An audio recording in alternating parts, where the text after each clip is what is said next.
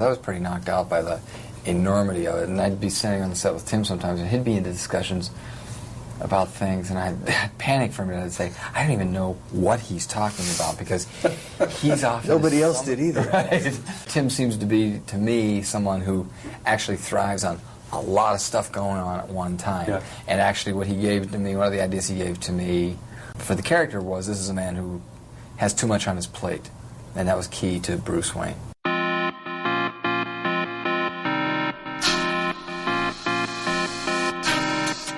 Hello and welcome to the Super 70 Podcast, episode 36, Batman.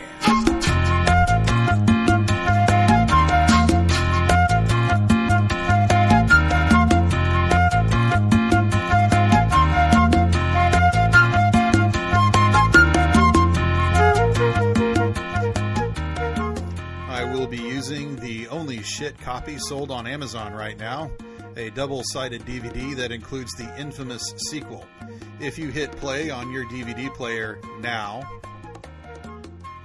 this podcast should sync with the rest of the film. The Warner Brothers logo is on now, and the camera pans down through the fog, slowly to the edge of what we will see is a wall. We'll follow the wall through a maze, which hides the recognizable structure we seek, the bat symbol. As if mirroring the movie itself, this is a film in search of something. And what that is, I'm not sure anyone knows. Luckily, I have companions to help. I am joined today, again, with Warren Hayes and Paul Emick. Gentlemen, how are you? Doing good. Thanks for having us back.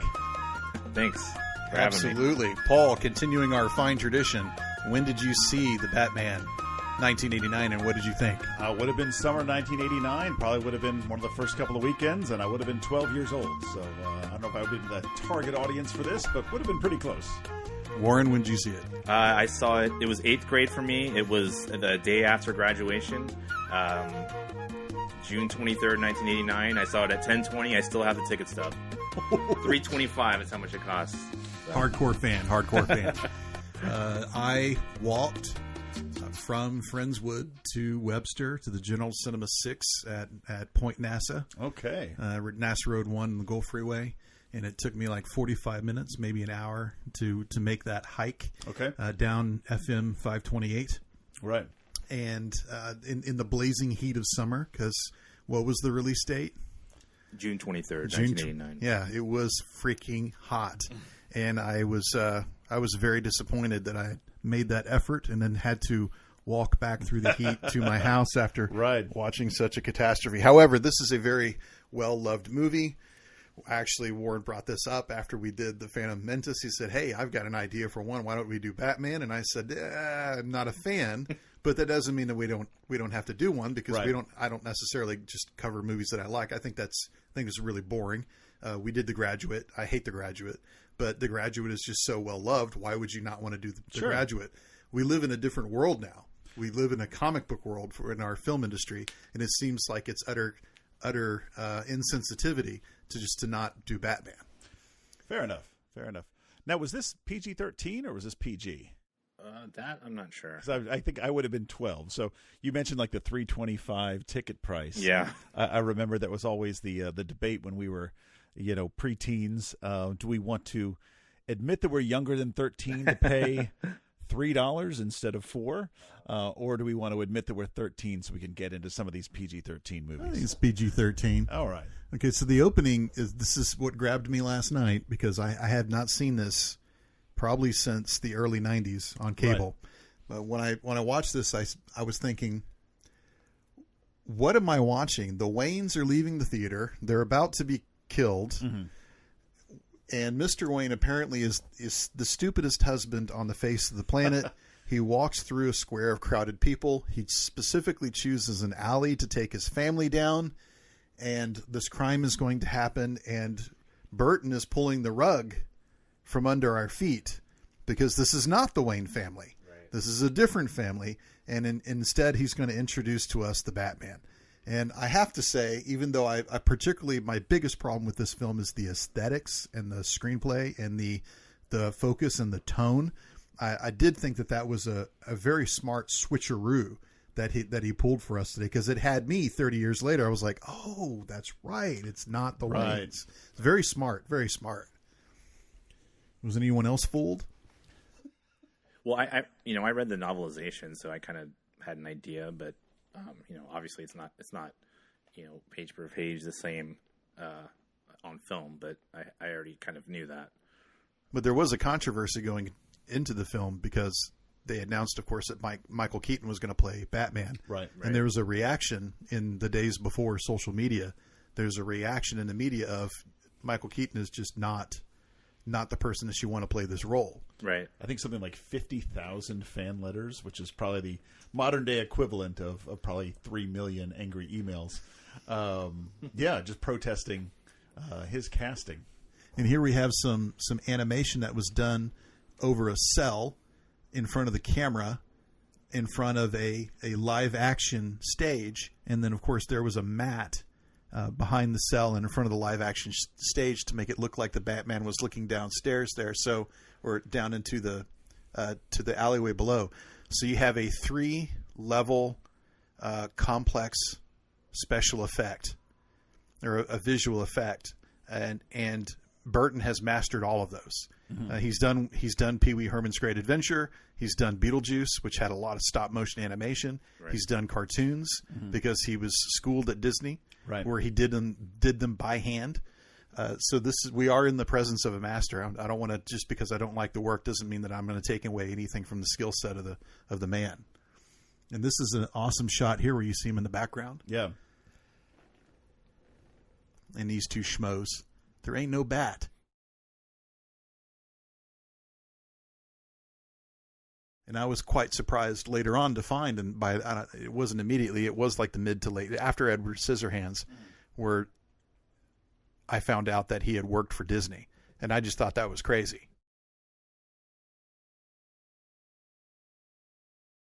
And then the big rubber suit that Michael Keaton constantly complained about. Right. Yep. Couldn't move in it. Couldn't hear.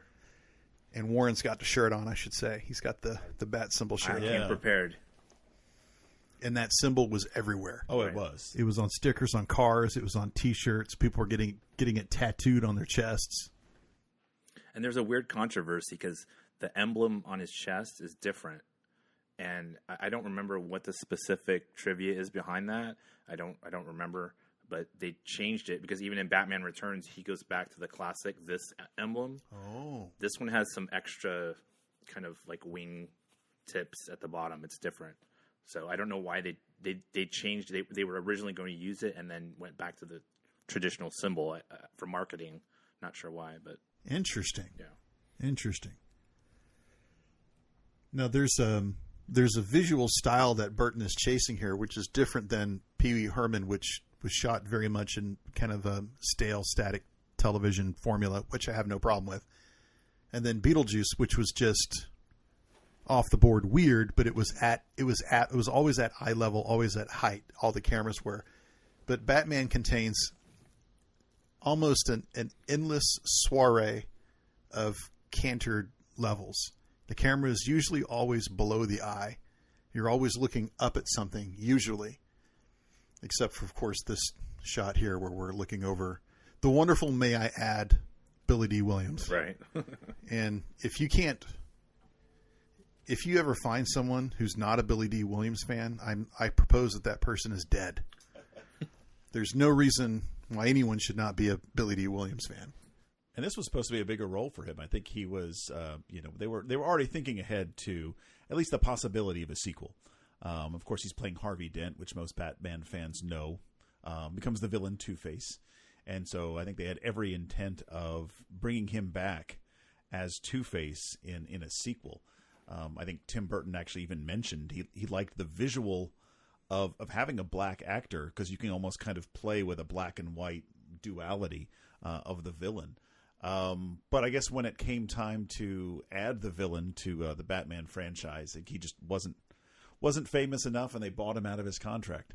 Well, that's too bad because I would have loved to see that happen. I think, I would have liked to see his take instead of Tommy Lee Jones, which I don't know about his 2 Yeah, I completely agree. Now I'm going to skip over the star who has billing over Michael Keaton. Yeah. But I'm going to go directly to Jerry Hall, who was the model who emphasized the most out of 1980s fashion. Yep. Right. And she doesn't get enough street cred today, but everybody in 1989 knew who Jerry Hall was. And it wasn't because she was married to Mick Jagger. It was Right. because she was a very popular fashion model who happened to be Jagger's wife. Right. Of course, the big scandal is, they were married on a beach in India by a shaman who was not recognized by any court in the UK. So he was able to divorce her without any paperwork and say the marriage was never legal. It's annulled, and I get everything and you get nothing. Wow. So interesting story. And you mentioned kind of The Graduate, the movie. They made a Broadway show of The Graduate based more on the book than the movie. And I think maybe Kathleen Turner played it on Broadway, but for the tour, Jerry Hall played it. So I actually got to see Jerry Hall play Mrs. Robinson. You did. You couldn't quite see the nudity from the cheap seats. But yeah, she went on tour with the Broadway tour of the play, The Graduate. Yeah, she would have had no problem with that. That's very interesting. Classically played by Anne Bancroft in the movie. Now, the other role that I wanted to bring up was Pat Hingle, who plays Commissioner Gordon. Right. Pat Hingle he just has a filmography that is staggering outside the Batman movies. The Quick and the Dead is the one that really comes out, but he has done an enormous amount of Westerns, including Hang 'em High. He usually shows up as a lawman of some sort. He's done tons and tons of TV. I think my introduction to him was he played the lawyer in Brewster's Millions, who was adjudicating whether or not Brewster made the cut, whether or not he spent the $30 million in a month or not. And Robert Wall, the comedian, who again most people kind of forget now. He just kind of tapered out in the late 90s. Right after Arliss. After Arliss. Right, Arliss. Yeah. And of course, my wife said, because I watched this again last night, that this Shlomo cop was like right out of a film noir, right out of a Billy Wilder. Yeah, that black He's, and white. he's in Star Wars, and he's in Raiders of the Lost Ark also. Who is he in Raiders of the Lost Ark? He is one of the they're with the government. They come to talk to him about the ark. Yeah, in the opening exposition Right, one of the scene. two Oh, guys. he was the dude with the mustache. Right. Oh, no kidding. Yeah, and then in Star Wars, he was Jack Porkins, the X-wing. He was fighter pilot. Porkins. Yes. Oh, wow. Huh. Okay. Interesting, right? How about that? Dude, that is out of That's some pretty big franchise work for a minor character there. Yeah. way to go, Warren. There, I got some trivia. So Jack Nicholson, by this point, was probably top 5 most famous actors alive. Yeah. And he had been for about 20 years. He started off in the 60s working for Roger Corman, learned how to write screenplays, learned how to edit, and was initially an actor. He became a producer early on. He actually poured a lot of his money into the BBS film company, who did 4 or 5 films. That included Easy Rider, which he starred in. That included 5 Easy Pieces he also starred in. But it also included Head, the Monkees movie. He produced that. Wow. Into the 1970s, when he did The Last Detail, which was also a BBS movie with Hal Ashby, Jack Nicholson became one of the most popular method actors in the mode of Marlon Brando. Once he did Chinatown with Roman Polanski, then his star just shot straight through the roof. This is hot off the presses of The Witches of Eastwick in 1986. Yep. Right. With Cher and Susan Sarandon and, forgive me, I can't remember the third lady. Was it Michelle Pfeiffer? I think it was Yeah. Michelle Pfeiffer, Yeah, who was future in Batman Returns. Yeah. So it really took no one by surprise when they said Jack Nicholson is going to play the Joker. Everybody was kind of like, yeah, that makes sense. But there was some another casting decision they could have gone. Does anybody know who almost got the role of the Joker? Well, I don't know about almost, but I heard that Robin Williams was kind of used against Jack Nicholson as part of a contract negotiation. Used against Jack Nicholson. Yes. I think Jack, his fee is usually $10 million, I think, at this point in his career. Of course, he settled for 6 and back end, which works out to be about $60 million, or oh my God, and inflation adjusted $145 million off the merchandise and back end of this. But yeah, apparently the studio used Robin Williams against him as negotiation. And Robin Williams was so pissed off that when they came and asked him to be Joker, Riddler. Right. He said no thanks. And I think he didn't even do a movie at all for Warner Brothers for the better part of a decade. Well, Williams had that streak in him. Like, I remember that they didn't pay him for Aladdin. Right. Somebody gave him like a Picasso painting in lieu of. Right. And he was pissed. Right. And he refused to talk to Disney for like 15 years. Mm-hmm. And who makes those decisions? That's absolutely idiotic. Yeah. Interesting fact about Batman: the man that purchased the rights for Batman in the '60s or maybe mid '70s, his name's Michael Uslan. I might be mispronouncing his last name. So he's held the rights for any Batman film in perpetuity. So any Batman film that's being made, he has the rights to them. So he bought them cheap, hoping that something would happen. And when they were working towards the '89 film, looking for a Joker, there was a newspaper clipping with a picture of Jack Nicholson, and he painted with I think it might have been crayons, but he painted his face like the Joker as part of the presentation to the executives, and they saw what he saw, and that kind of led them to want Jack also. Wow! I just saw that recently. I thought that was pretty. That was pretty cool. That is cool. And he's wearing like a light purple here. It's kind of forsaging what's happening. Yep. There's Jerry. And then, of course, Jack Palance. Oh, like, you can't say anything with, you can't go on in a movie without mentioning Jack Palance. Right. Have Gun Will Travel. He was in tons of Westerns in the 50s and the 60s. But this was right before his Oscar nomination for City Slickers. Yeah. Right. So he ended up winning an Oscar for City Slickers 2 years later. Great story about Jack Palance here. I think he missed his cues for this scene. And, of course, Tim Burton, I think, is only like his third or fourth film, kind of nervous directing Jack Palance. But he missed his cue.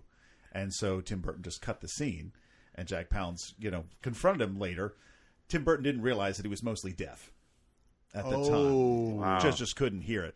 And I think something like, "Hey kid, I've made over 100 movies. How many have you made?" Right. So something about the little power flex there, even though he couldn't quite hit his cues. It was only a year after this where Palance got paid an unbelievable amount of money for Tango and Cash. He played the villain in Tango and Cash. Wow, yeah. Worked like 3 days, had very minimal screen time, and got not a Brando-sized salary, like Superman, but did very well off of it. Right. Tango and Cash. No, I remember him doing the push-ups. One-arm push-ups on the Oscars. Yeah. Yep. And I saw him, people just kind of forget this now, but, there was a time these guys were everywhere. Mm-hmm. I was watching Contempt, which is a Jean-Luc Godard movie in France in 1963 with Brigitte Bardot, and Jack Palance is in the film. It's just... It's very bizarre. Like, I can't believe he's in this movie, but I think that's what Godard was going for. Right. Was I wanted to kind of shock people with someone that you're not used to seeing in a French movie like that. With Fritz Lang, the director, Fritz Lang of M, he was also in the movie. Right. Wow. It's very strange. Anyway, look at this shot though, Wayne Manor. This is all shot in Pinewood Studios, right. In England, which is where they shot a lot of the Star Wars stuff. Down the street from Elstree, which is where the bulk of Star Wars was shot. Now, here's one of my criticisms of the film. Watching it recently is I think that I'm spoiled. Mm-hmm. Michael Caine, Jeremy Irons, Andrew Serkis. I don't know this guy. Yeah, and I think if they had hired someone, kind of Jack Palance like, to be Alfred, I think the film would have been. And I didn't do a deep dive on his filmography, but apparently he was very common in horror movies. Oh. Who, of course, Tim Burton grew up watching lots of horror movies. And so I think he just kind of found a Christopher Lee-like kind of recurring face of horror films. Do you know if they were cast Hammer him. movies? I don't know. Again, I didn't, Because look that up would up. make real sense. It It might. would, yeah. But he was, I think, in all four of the kind of the Batman, the Burton Schumacher kind of Batman type movies. Burton, Schumacher, and who was the other one? I can't remember. Because Burton did 2, Schumacher did 1, and then... Didn't Schumacher I thought do both? Schumacher He did 2. both of them? We just had 3 Batmans, yeah. Okay, maybe just 3 Batmans, yeah. Because nobody wanted the role after Keaton. And with nipples, don't forget the nipples. Yeah, the nipple can't suit. forget the nipples. There's Pat Hingle again. So the mayor, whose name also escapes me, when the first minute I saw him last night, I just right off the top of my head, I'm like, oh, that's Ed Koch, the mayor of New York, who served, I think, 3 terms.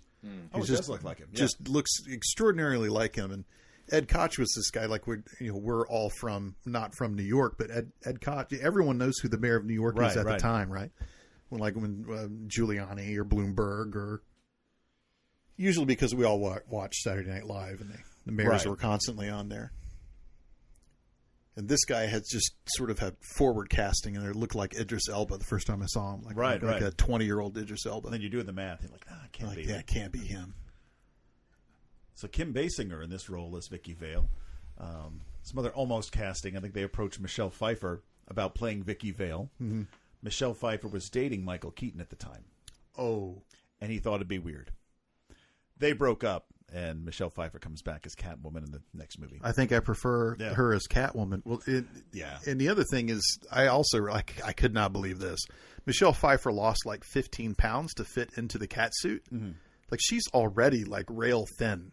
Right. And I can't imagine losing another 15 pounds for someone who's, what was she then? Like a $105 or 110 pounds? You know? Kim Basinger, this is before, I believe, her marriage to the ubiquitous Alec Baldwin. Yep. Who was hot off in it was before, because 1990 was The Hunt for Red October. That was his big splash. Yeah, and then the movies started coming out after that. I think they did a couple movies together. But yeah, I think that was early 90s. Including The Getaway, which was the remake of the Steve McQueen movie. And The Marrying Man. Yeah. I think the only Basinger movie I saw before this was Blind Date. Oh, Blind Date. Is that the one with Bruce Willis and Kim Basinger? Right. Yeah. That's a crazy movie. Yeah. No, I like Blind Date. Yeah. She's got a problem with alcohol, right? She has one drink and yeah. No, that's got the James Brown alarm clock. Like in the opening scene when he wakes up, and it's James Brown like screaming all the time. It was really funny. So Michael Keaton at this time, not really a drama guy, more of a comedy guy. You know, it's weird because I was looking at that and looking at some of the rationale behind casting him. I think Tim Burton offered him the role after doing Beetlejuice. Michael Keaton did not grow up reading comic books, had no interest in playing Batman, read the script as a favor to Tim Burton, and then decided, you know what, I kind of like this character. But what Tim Burton says is, I think from his experience in Beetlejuice, is he has the crazy eyes. And so if Batman is somebody that's going to communicate that you're only going to see his eyes through a mask or a cowl, that he could communicate that. But also that Michael Keaton was kind of a small enough guy to feel the need to dress up in a costume to fight crime. Like, he's not going to go out as the Hulk or Captain America, like, hey, here I am. I'm stronger, faster than you. I have to kind of hide a little bit. And so that was some of the rationale. I think the producer of this film liked him dramatically after Clean and Sober, and felt like he had the chops to play Bruce Wayne. And I guess Tim Burton said, okay, well, if you can do Beetlejuice, you can do Batman. Clean and Sober was hard to watch after Night Shift and Gung Ho and Mr. Mom. Mr. Mr. Mom. Mom, yeah. A lot of those great Keaton classics that I just dearly loved. And Keaton's not his name. No, he's Michael Douglas. Michael Douglas. He had to change it to Keaton because he liked Buster Keaton was his big favorite star.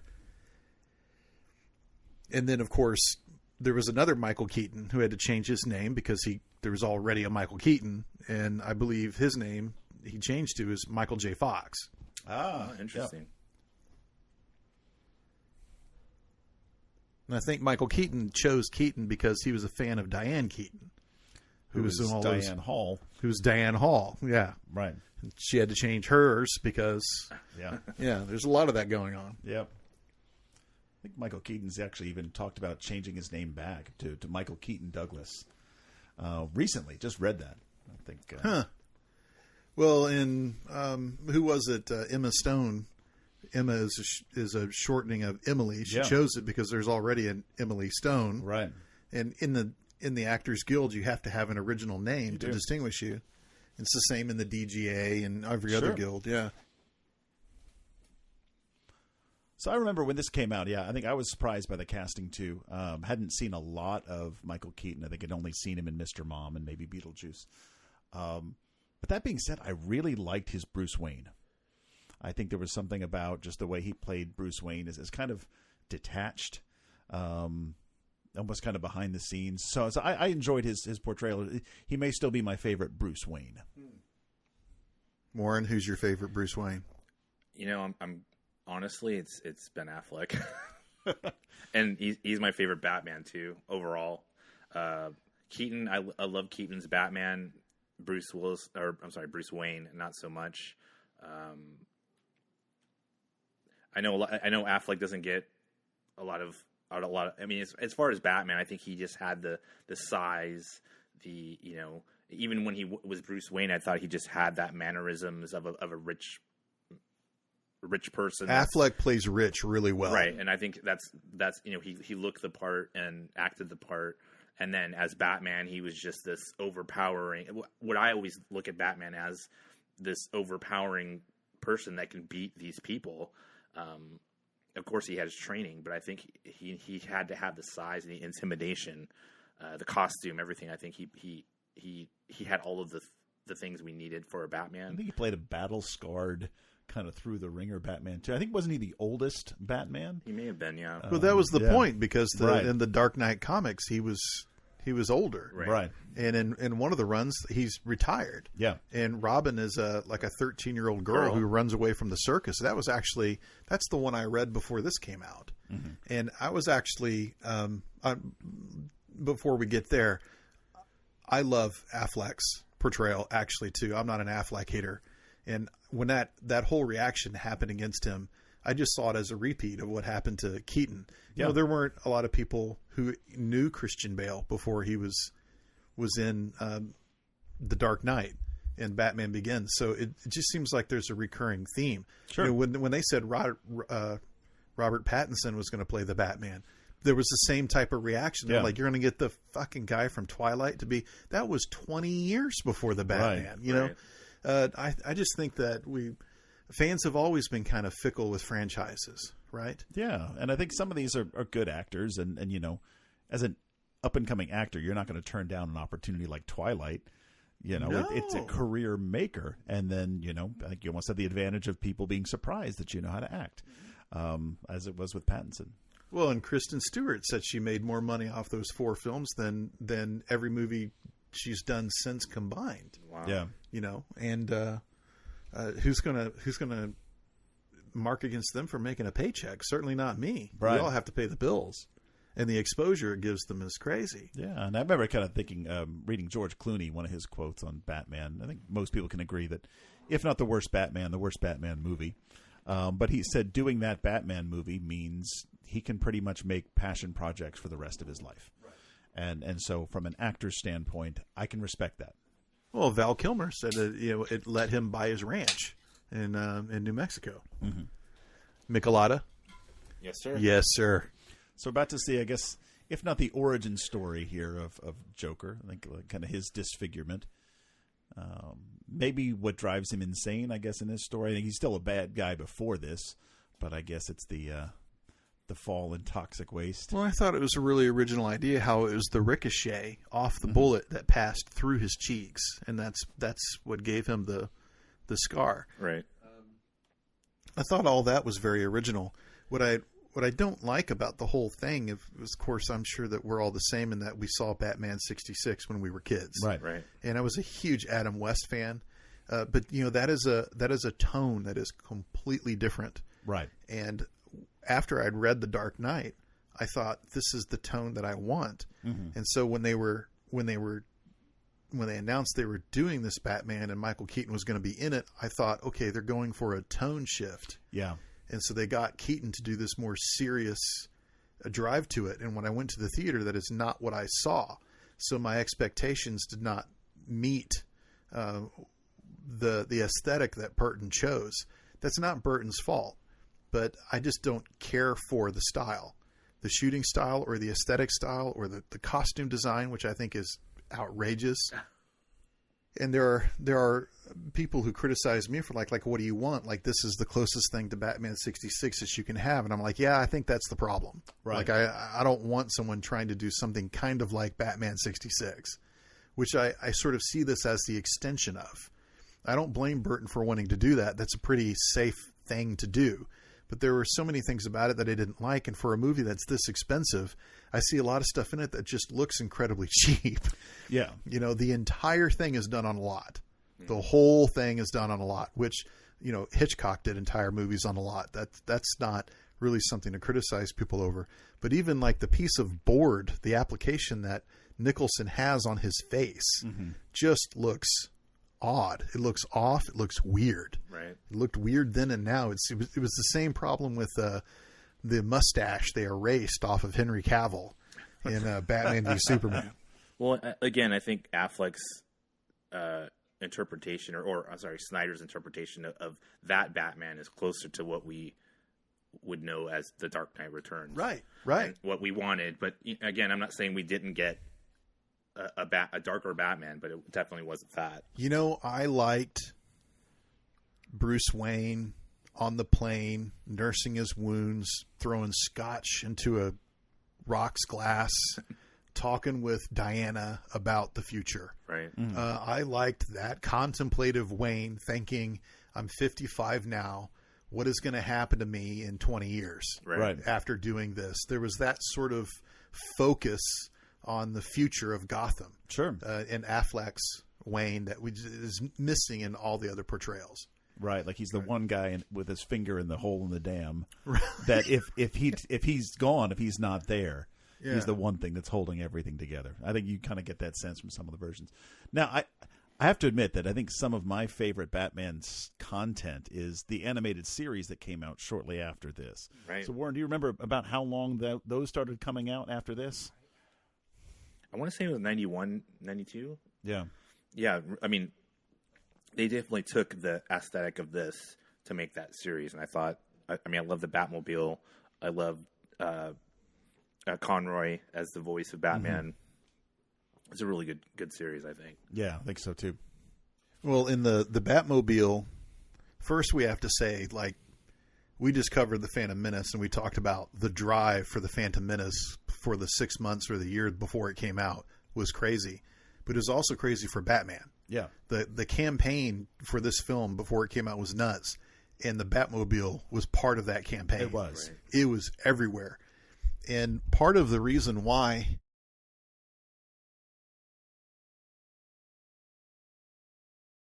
I did not go see Batman Begins in theaters is because when people got excited and said they're making another Batman film, we all have to go, I thought just immediately, fuck that. Those 4 movies were so horrible. I don't want to have anything to do with them. And I was in a hotel room in Newfoundland, and I was watching TV, and I picked it up right in the cave. And it was unlike anything that I'd ever seen before. And Linus Roach comes out with his hand, and he grabs Bruce's hand, and he says, everything is going to be okay. You're going to be okay. And I saw a human element that I had really never seen before. Sure. And then, of course, the fear of bats being his drive and his ambition. I just thought, oh, my God, what a unique way to tell that story. Right. And then, of course, I started admonishing myself. I'm never listening to the internet again. I'm never listening to, Yeah, so Batman Begins and Dark Knight, I think they're good, great Batman films. I just Bale isn't just Bruce Wayne or Batman to me. He's not perfect. Yeah, but I think overall as films, they're really well done. Yeah, I'd agree with that. So the Dark Knight is a great commentary on anarchism and everything that this country was going through at the time with Occupy Wall Street and the whole idea that the system as it is built is not working, and the objections to a lot of the things that we do on a daily basis and the insanity of our lives. And I just thought that it was just a wonderful commentary on that. This is not really a commentary on anything other than trying to tell a story about something. I don't actually know what Batman 89 is about. I don't actually know that it stands for anything is interpretive about anything. And that's probably one of my problems with it. And I'm probably going too far. But when you see that in Marvel films, you know, particularly the first few phases, which is this world is so dangerous, and the people who are trying to save it are the ones who are dangerous.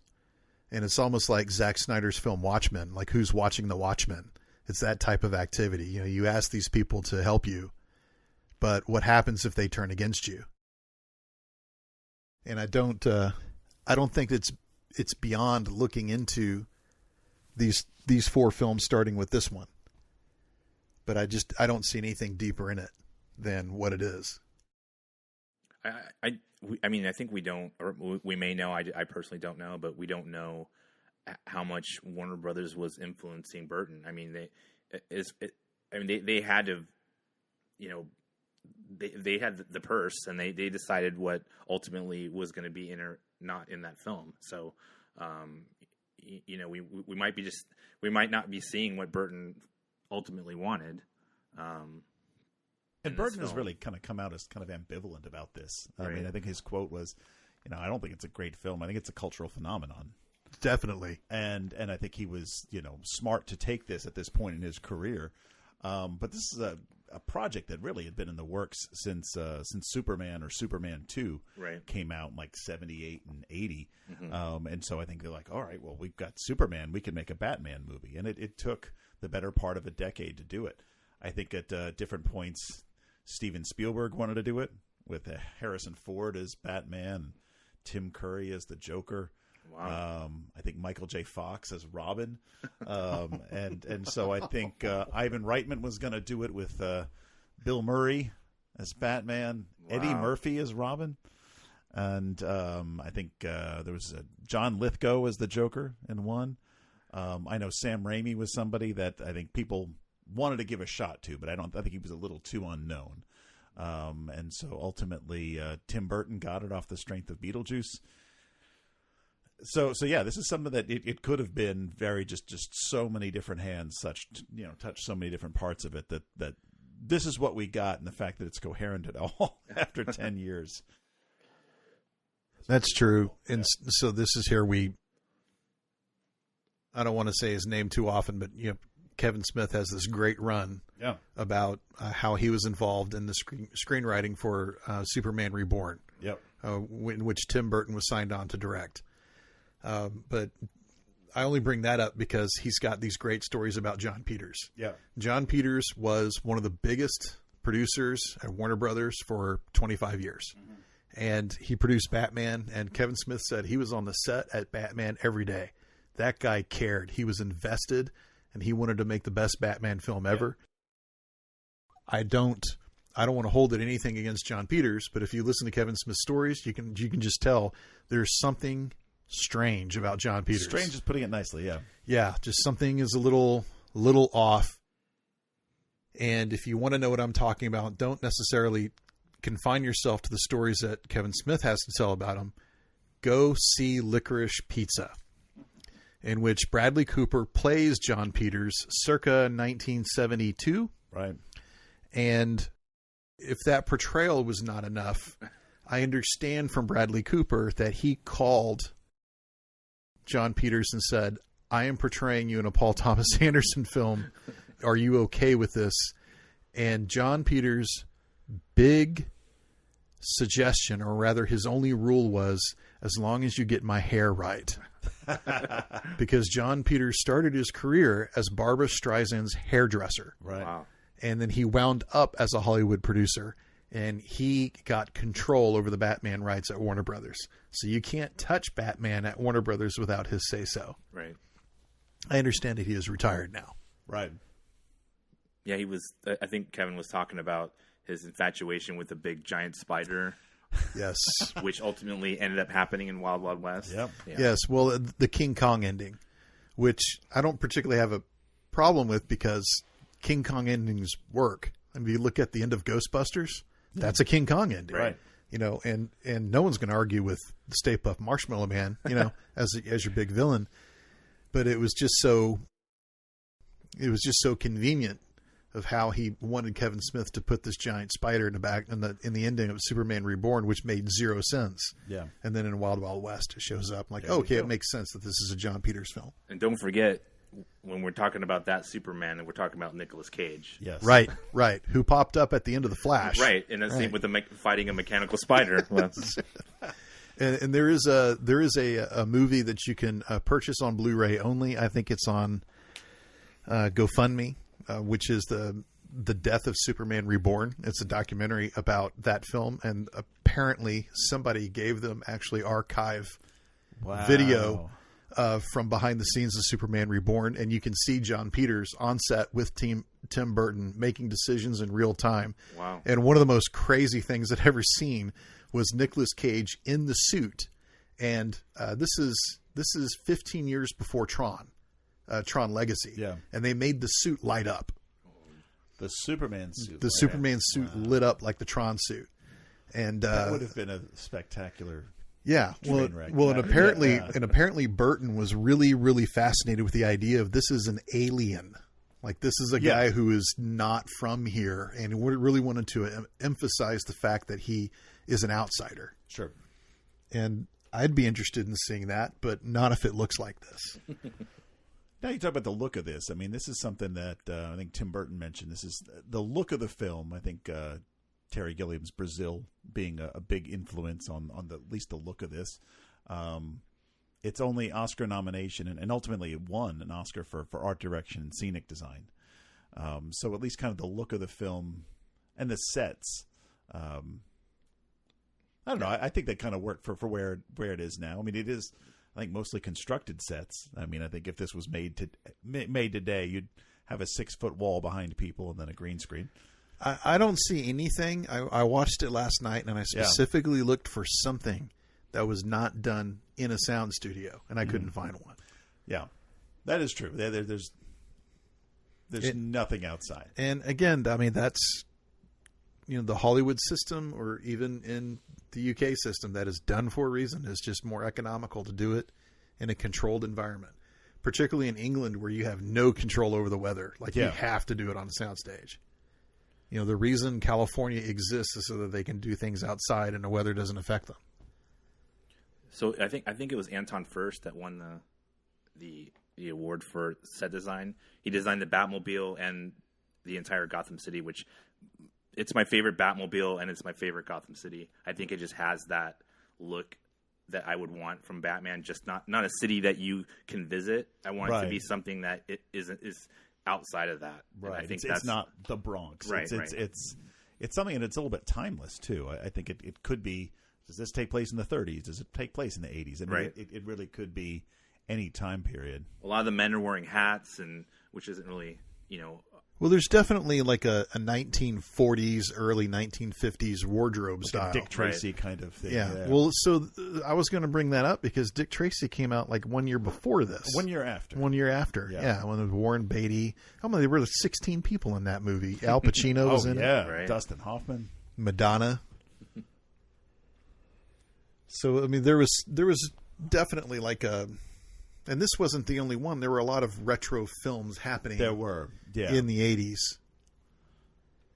Quantum Leap, the entire wardrobe of Dean Stockwell was completely like a 1940s retro style. Yeah. So you're just pointing out this scene. You have Jack Nicholson with his face and then white paint and then flesh paint on top. Yes. Well, and so this I thought was actually a really interesting part in the film, because when I saw it in the theater, I actually didn't understand what was going on because he was pale. And then, of course, when I saw Heath Ledger do the same thing in The Dark Knight, I just thought it was a genius homage to what Nicholson had done. Right. And, of course, then he recreates the Nicholson line when he's in the interrogation room when he says, "Good evening, Commissioner." Like he said that exactly like Nicholson had done in this film. So there is a lineage, there is a connection. But see that thing he has on his face to create that smile just looks. It does. Now see, it doesn't look as bad when it's the white, when it's painted over. But yeah, seeing it in this scene. So Jack Nicholson actually had it written into his contract that he had a later call time than all of the other actors. He liked to stay out till 3 a.m. So when everyone else was on set at 8, he would roll in at 10, say hello, and then sit in his chair and go to sleep, which did allow them to work on his face for an hour or two before he woke up. So that was Jack Nicholson at that time, the height of his power in 88, 89. Yeah, I don't like Jack's depiction of the Joker. I mean, we're not going to get the comic book version because his face is long, thin, this long, pointy chin. We're not going to be able to get that. It just wouldn't look well on film. But I understand using Jack here, and I mean, Heath Ledger to me surpasses Nicholson in my opinion. Yeah.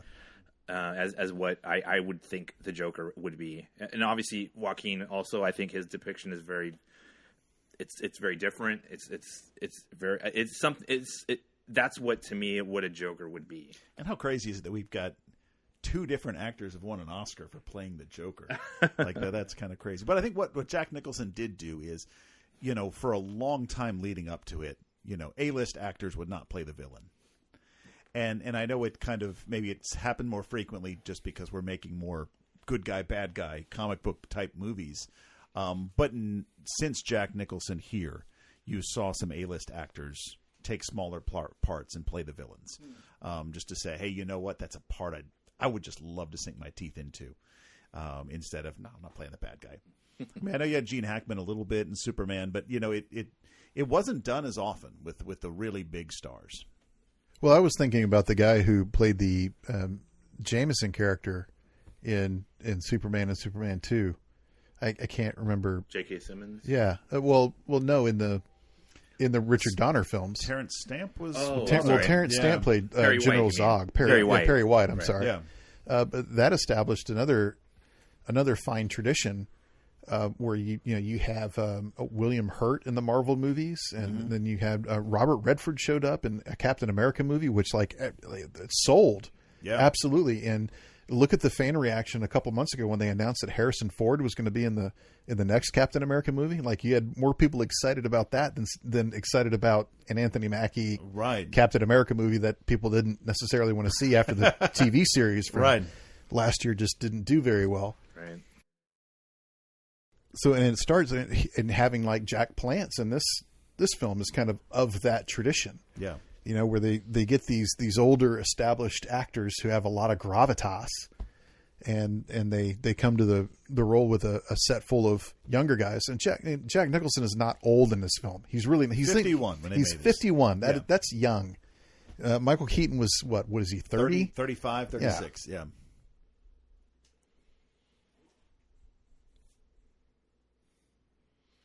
So he's leaving roses for where his parents died? Yeah, and this is another one of those, like, I know that you were going back to what you were saying, Warren, about, Burton may not have had the call on a lot of the things that he had to do. But Vicky Vale running over here and having to pick up the flowers and hold them to the camera and say, wow, flowers.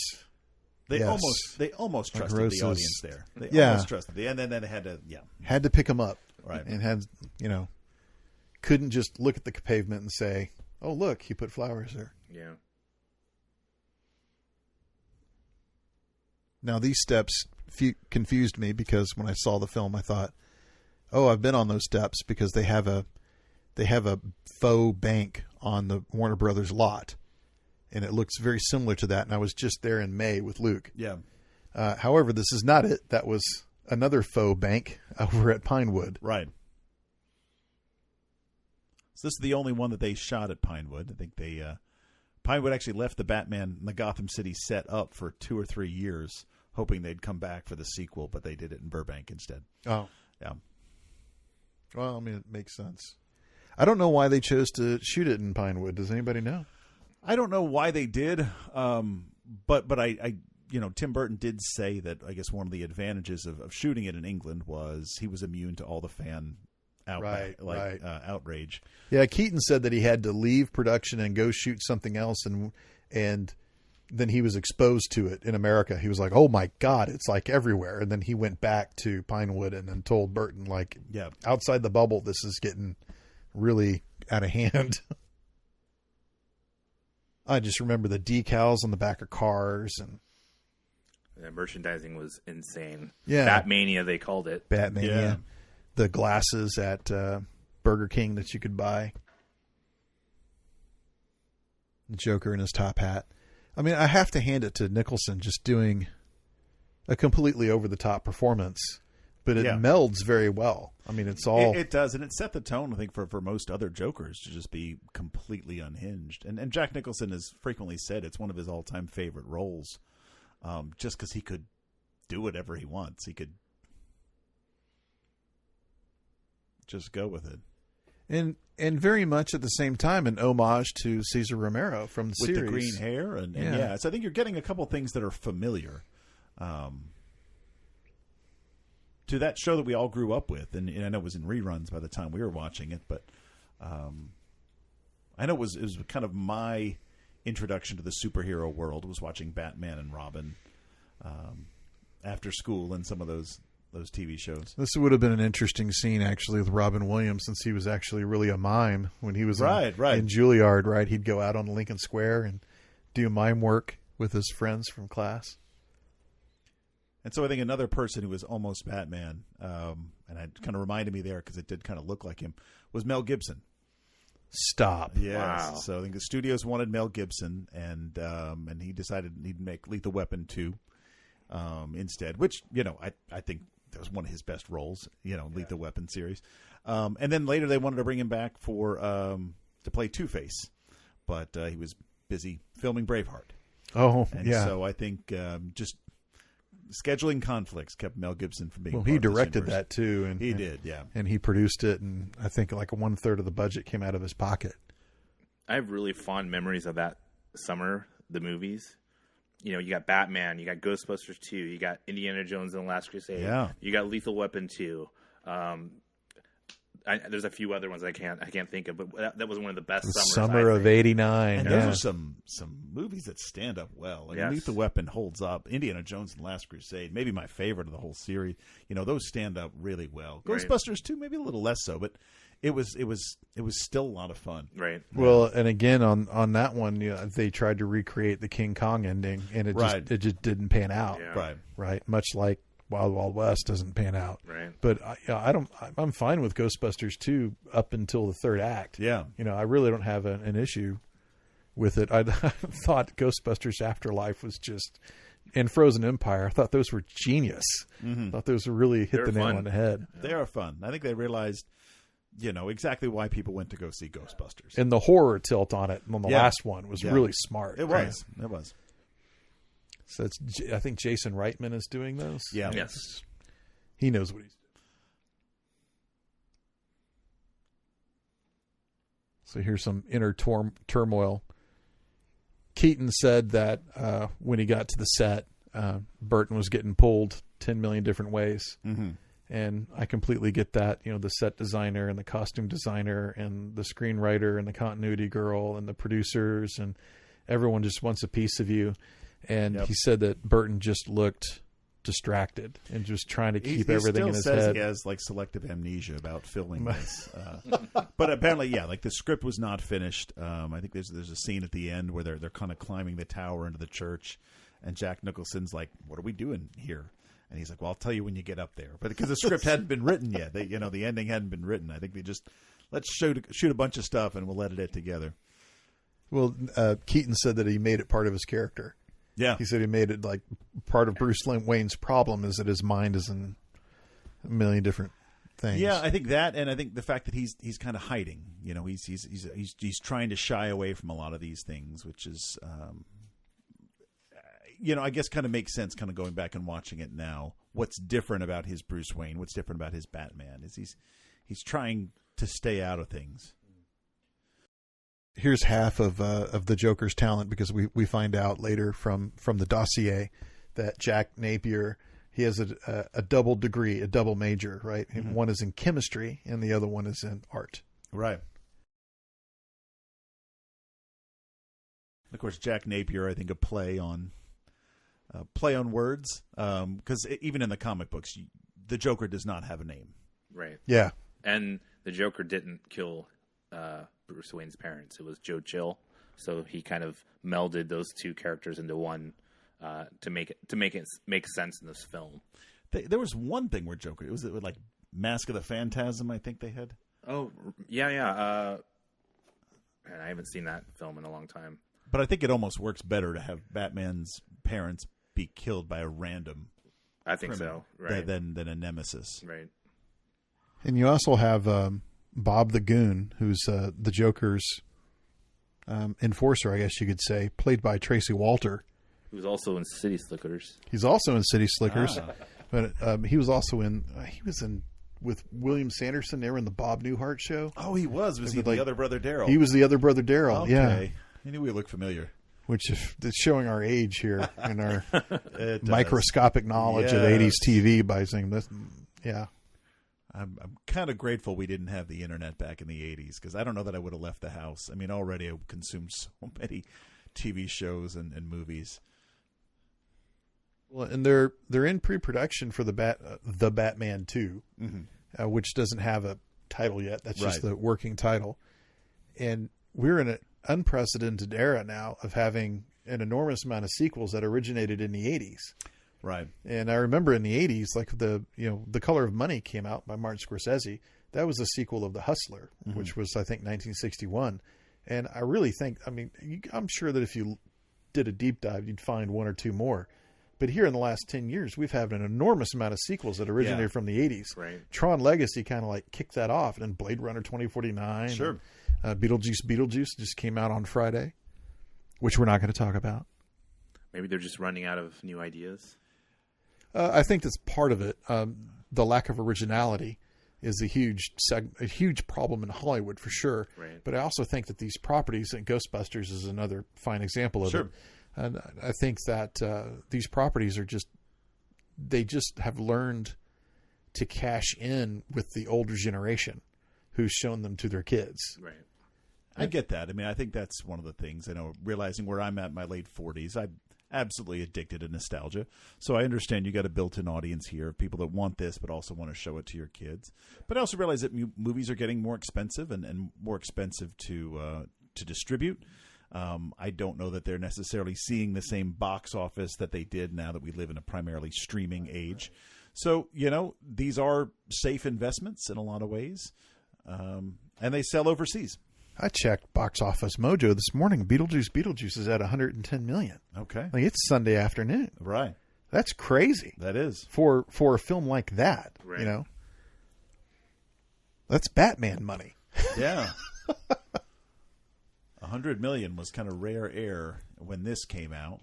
Well, and that's something that we also have to recognize. Like I go on and on and on about how much like Tim Burton just does not speak to me. I'm just not a Tim Burton fan. But God damn it, the man hits pay dirt every single time. He's never had a film that's lost money. Right. And if it's such an eclectic group, and I run into people who tell me like, "Oh yeah, Big Fish, like that changed my life. That's an enormously powerful movie that speaks to me." And I'm like, "Really?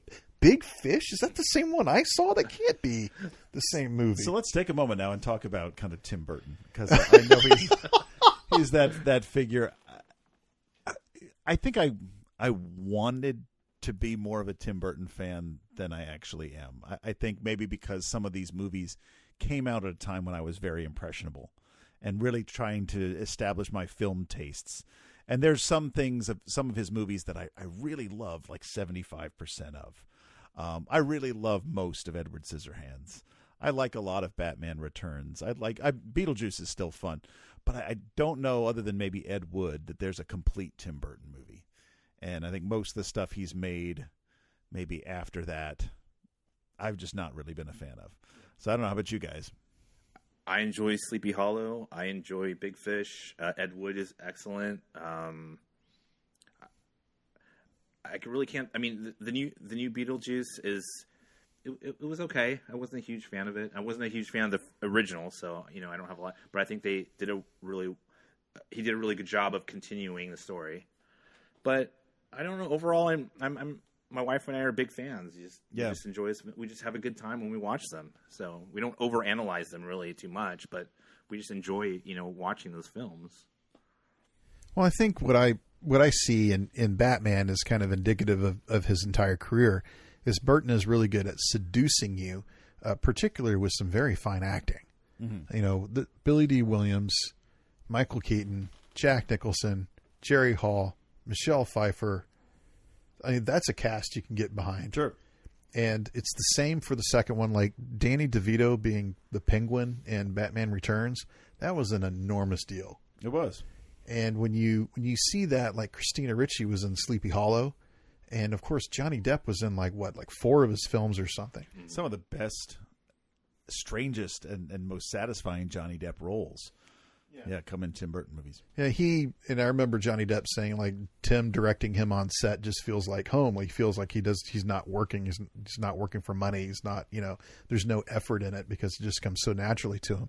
I get that, but I also hate Charlie and the Chocolate Factory with a passion that I cannot describe. It's not to take away anything that Burton does with Depp. He gets a very weird and interesting performance, and there's something alternative going on with his entire career, and not starting with Batman, definitely with Beetlejuice, but you could make an argument in Pee Wee Herman that he embraces an alternative culture or an alternative way of thinking. Yes, a good way of putting it. Yeah, yeah, and definitely Beetlejuice on like a goth mentality, mostly manifested in Lydia and her stepmother, but definitely on. I mean, Sleepy Hollow, very gothic.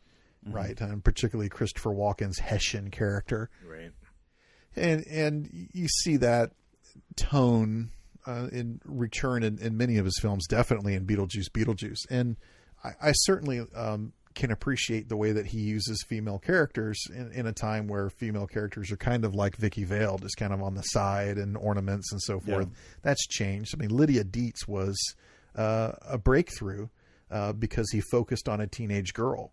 When the going rate was, let's focus on a teenage boy. Right. And I love the cartoonish gas mask, actually. Well, you said cartoonish. I mean, I think, and maybe that's, I think some of the best Burton material is, if not animated, has the look of animation. And so I'm a big fan of A Nightmare Before Christmas. I've really enjoyed some of his other animated works. And I think when you have that style in some of the live action movies is some of the times that I've enjoyed his work the most. When my kids were young, they loved Frankenweenie. Yeah. And my daughter likes Nightmare Before Christmas. Also with Johnny Depp, right? He plays the Corpse Bride. Corpse Bride he's in, yeah. But that's very talented stop motion animation. It is. Here with the neon silk shirt and the purple silk and chef hat, Prince song, and Prince, and this was the era of Bat Dance, and that is something that Tim Burton, in his defense, pushed back on. He did not want the Prince songs. I think he lost that battle. Well, the toolbox that's hot pink, and we're going to spray paint and graffiti some Degas. Now I'd like to think that the difference between this Joker and Heath Ledger's Joker is Heath Ledger's Joker would just burn it. Right.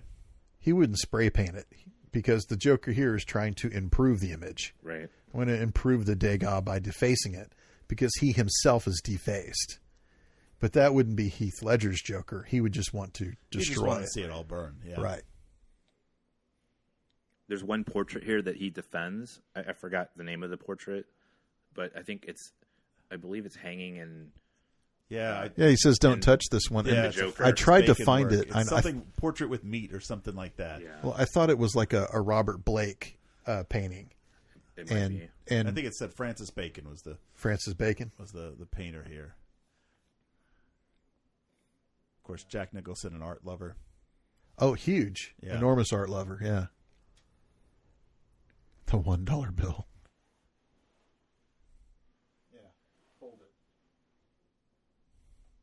So that's obviously some sort of inside joke.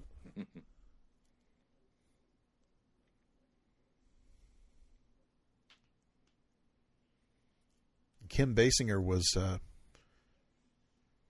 she was already famous at this point. Of course, she was in 9.5 Weeks with Mickey Rourke. Mickey Rourke, oh yeah. Which put her on the map for sure. Right. See, I thought this was funny. Like, there were a couple of jokes. I'm like, okay, yeah, the huge flamethrower. That's a very Cesar Romero type of thing to do. And the flower, the squirting flower. Yeah, the squirting flower. And that's kind of like Ledger's Joker had, like, the inside of the coat had the hand grenades. He had the little pin on his finger. Right. Thumb, rather.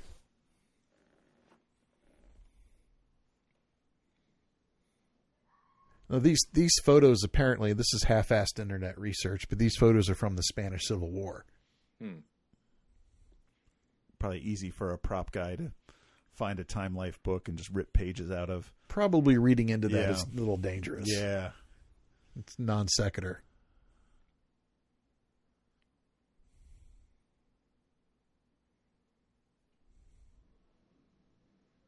Vale being very stern here.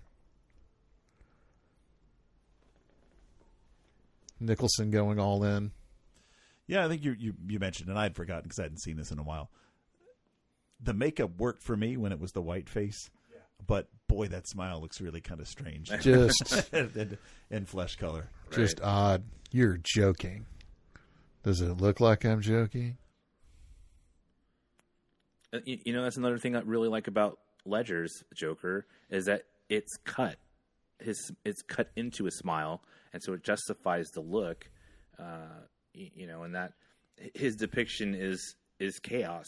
His Joker is chaos, whereas, you know, the Joker's tagline is the clown prince of crime, which is more Jack Nicholson, Cesar Romero type of Joker. Right.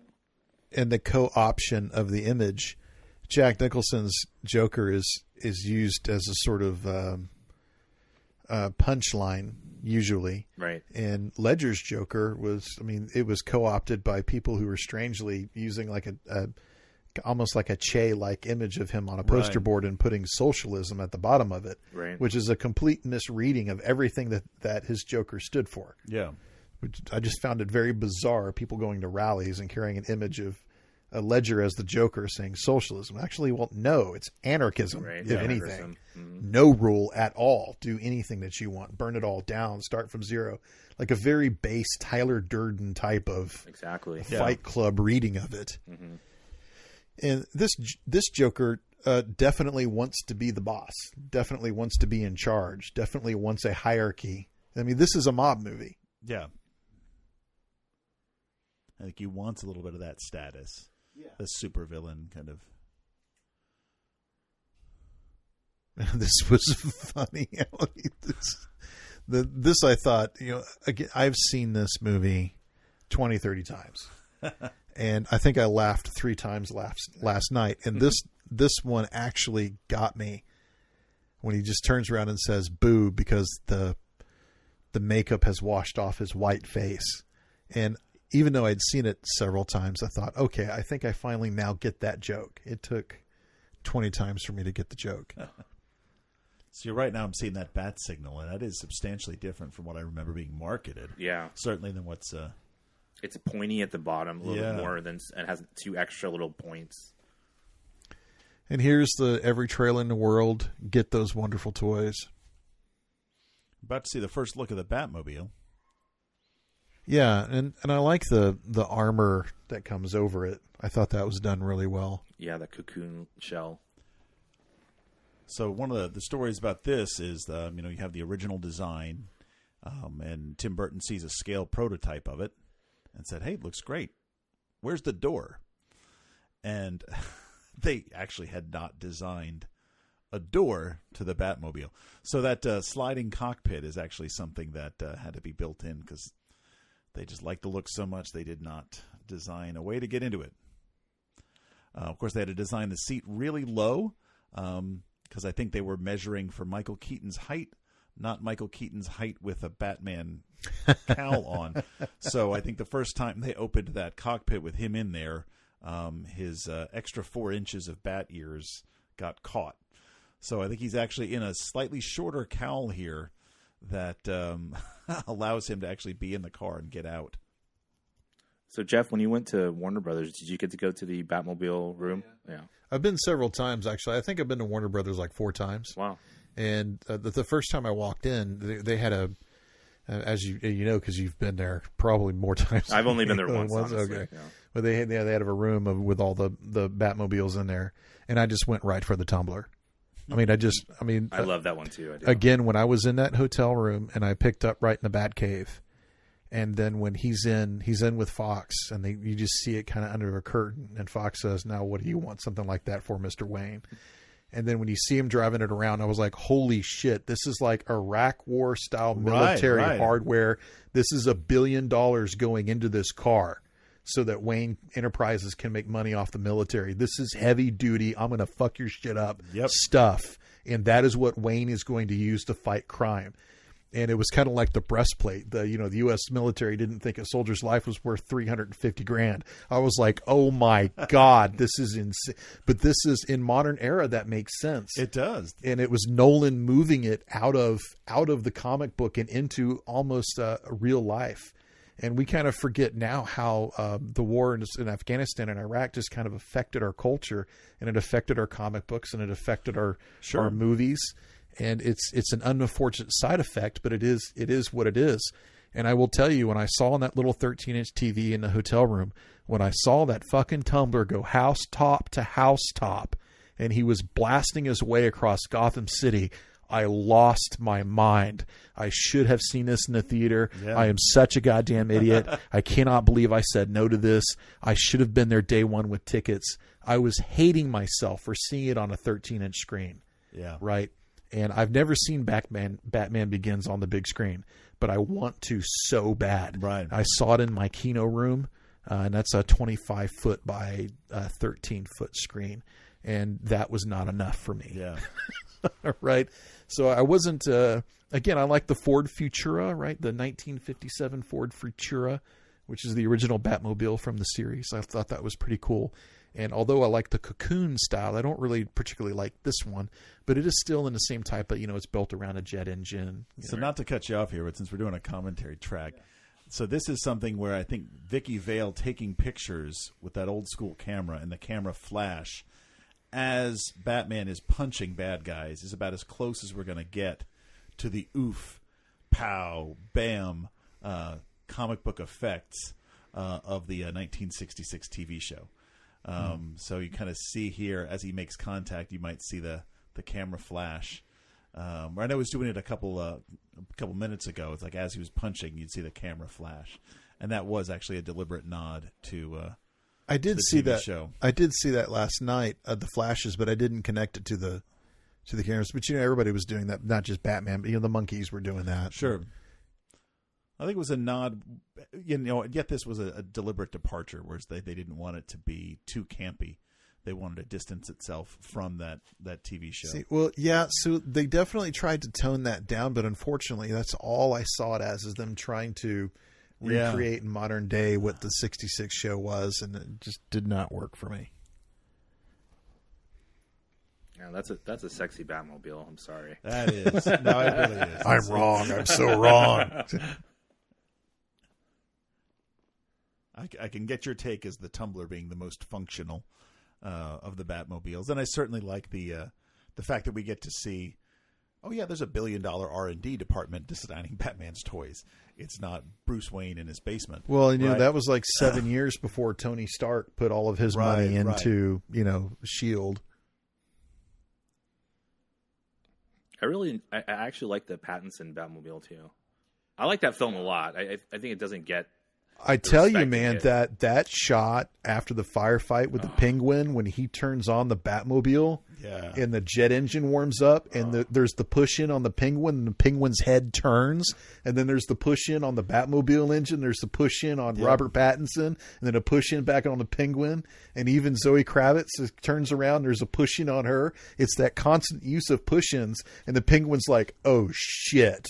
And when he runs and Pattinson puts it in first, that is a crazy scene. Yeah, definitely. It is. The whole chase in the rain and the fire and explosions. Oh, and he gets out of the car and it's upside down. Oh, and there's spurs, like you can hear spurs, and it's like Clint Eastwood walking up to the car with a chink, chink, chink. I just thought that was just so brilliantly done. And of course, Colin Farrell as the penguin. Right. And I didn't know that was Colin Farrell. It looked like Tom Hardy to me. Until the credits. I was like, who's Tom? No, that was... So I deliberately did not know that going in. Didn't know it the whole time. And Farrell talking about how it's like one of his favorite roles he ever played, and he can't, I hope they hire me again to play it. And well, I know he's got a series coming out. Yeah. So we get to see the Batcave for the first time here. Yeah, this is another big deal because the TV series and because the comics had made such a focus of the Batcave. This was enormous when he throws that switch and then the lights come on.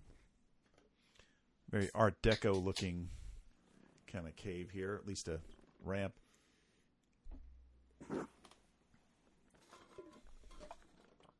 It's like if Indiana Jones chose his spirit animal to be a snake. Right.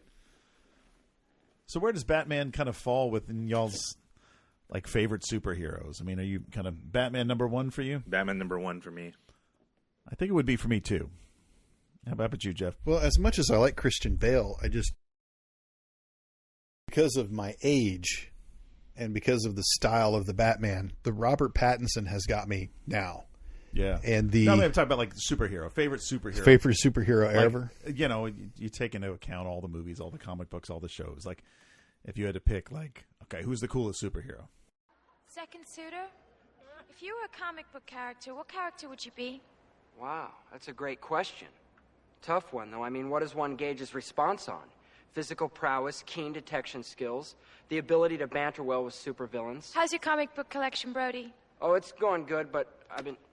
Oh, comics? What are you talking about, lady? I don't collect comics. Comics are for kids. And particularly that opening montage of their Nirvana song, Something in the Way. Right. Yeah. While he's on the motorcycle describing what his life is like now.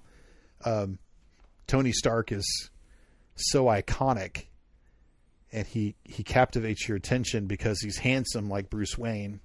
And I mean the Bruce Wayne of not Christian Bale necessarily, but of Michael Keaton, of George Clooney, of Val Kilmer. Like he's handsome and he pays for everything and he's witty. And Pattinson's Batman is not witty. No. And he's not really handsome. And he's not really all those attractive things that Tony Stark is. He's more in lines, I think, actually, like he is what Affleck is what he turns into. Right. I think. You can see the logical progression there. Affleck is the result of year 1, year 2, year 3, over 30 years. So I would say, like my favorite comic book. But they're engaged. Doesn't matter, it can't happen. Why not? It's bound to come up. It's impossible. Lois could never have Superman's baby. Do you think her fallopian tubes can handle his sperm? I guarantee he blows a load like a shotgun right through her back. What about her womb? Do you think it's strong enough to carry his child? Sure, why not? He's an alien, for Christ's sake. His Kryptonian biological makeup is enhanced by Earth's yellow sun. If Lois gets a tan, the kid could kick right through her stomach. Only someone like Wonder Woman has a strong enough uterus to carry his kid. The only way he could bang regular chicks is with a kryptonite condom. That would kill him. Yeah. I was actually, here in the past 20 years, I was actually buying like the Harley Quinns in the New 52. And those I thought were like really fun, and how she, she's in a relationship with Poison Ivy and Power Girl. And, there was, and she's got this a really short guy, like not a little person, but like this, just a short dude who's following her around, being her enforcer. There was a lot of comedy involved in it. I really, really enjoyed that. And actually, since the 90s, Red Sonja I was reading got a lot of Red Sonja trades, and I would say that's kind of where the Dynamite comics is kind of where Where you're at. Yeah. Not really the Batman. So I know kind of Tony Stark's almost kind of the yin and yang to Batman Bruce Wayne, right? There's a guy with no powers, just a lot of money. Right. So I think that's interesting. How about you, Warren? I mean, you got Batman's number one for me, and then a very close second is Wolverine.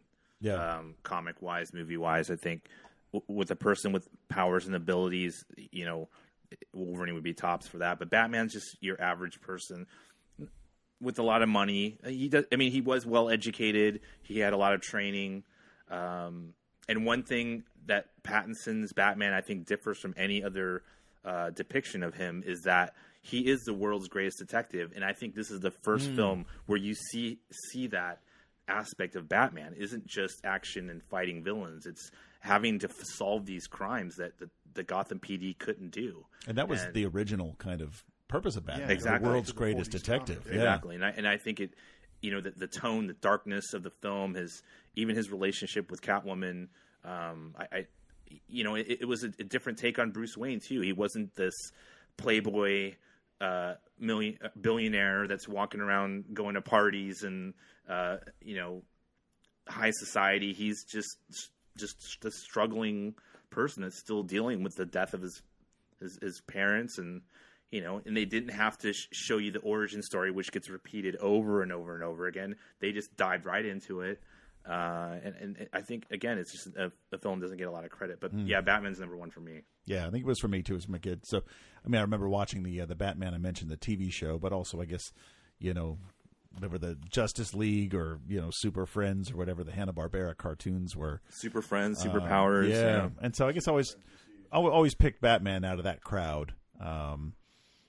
And Aquaman for some reason, which is kind of weird because he hasn't aged as well. But I remember thinking even from the beginning, like, Superman is just so boring.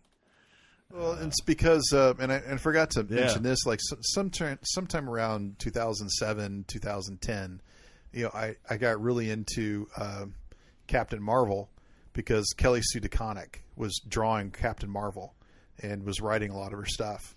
And I just fell in love with Captain Marvel. I just thought she was wonderful. And because unlike Clark, now they're similar because she can do anything and Superman can do anything. There's no limit to their power, really. Right. But for some reason, Carol Danvers was like a really insecure person.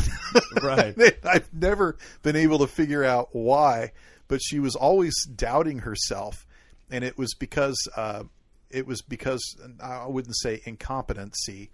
But becoming Captain Marvel was a mistake that she caused, and it almost killed her.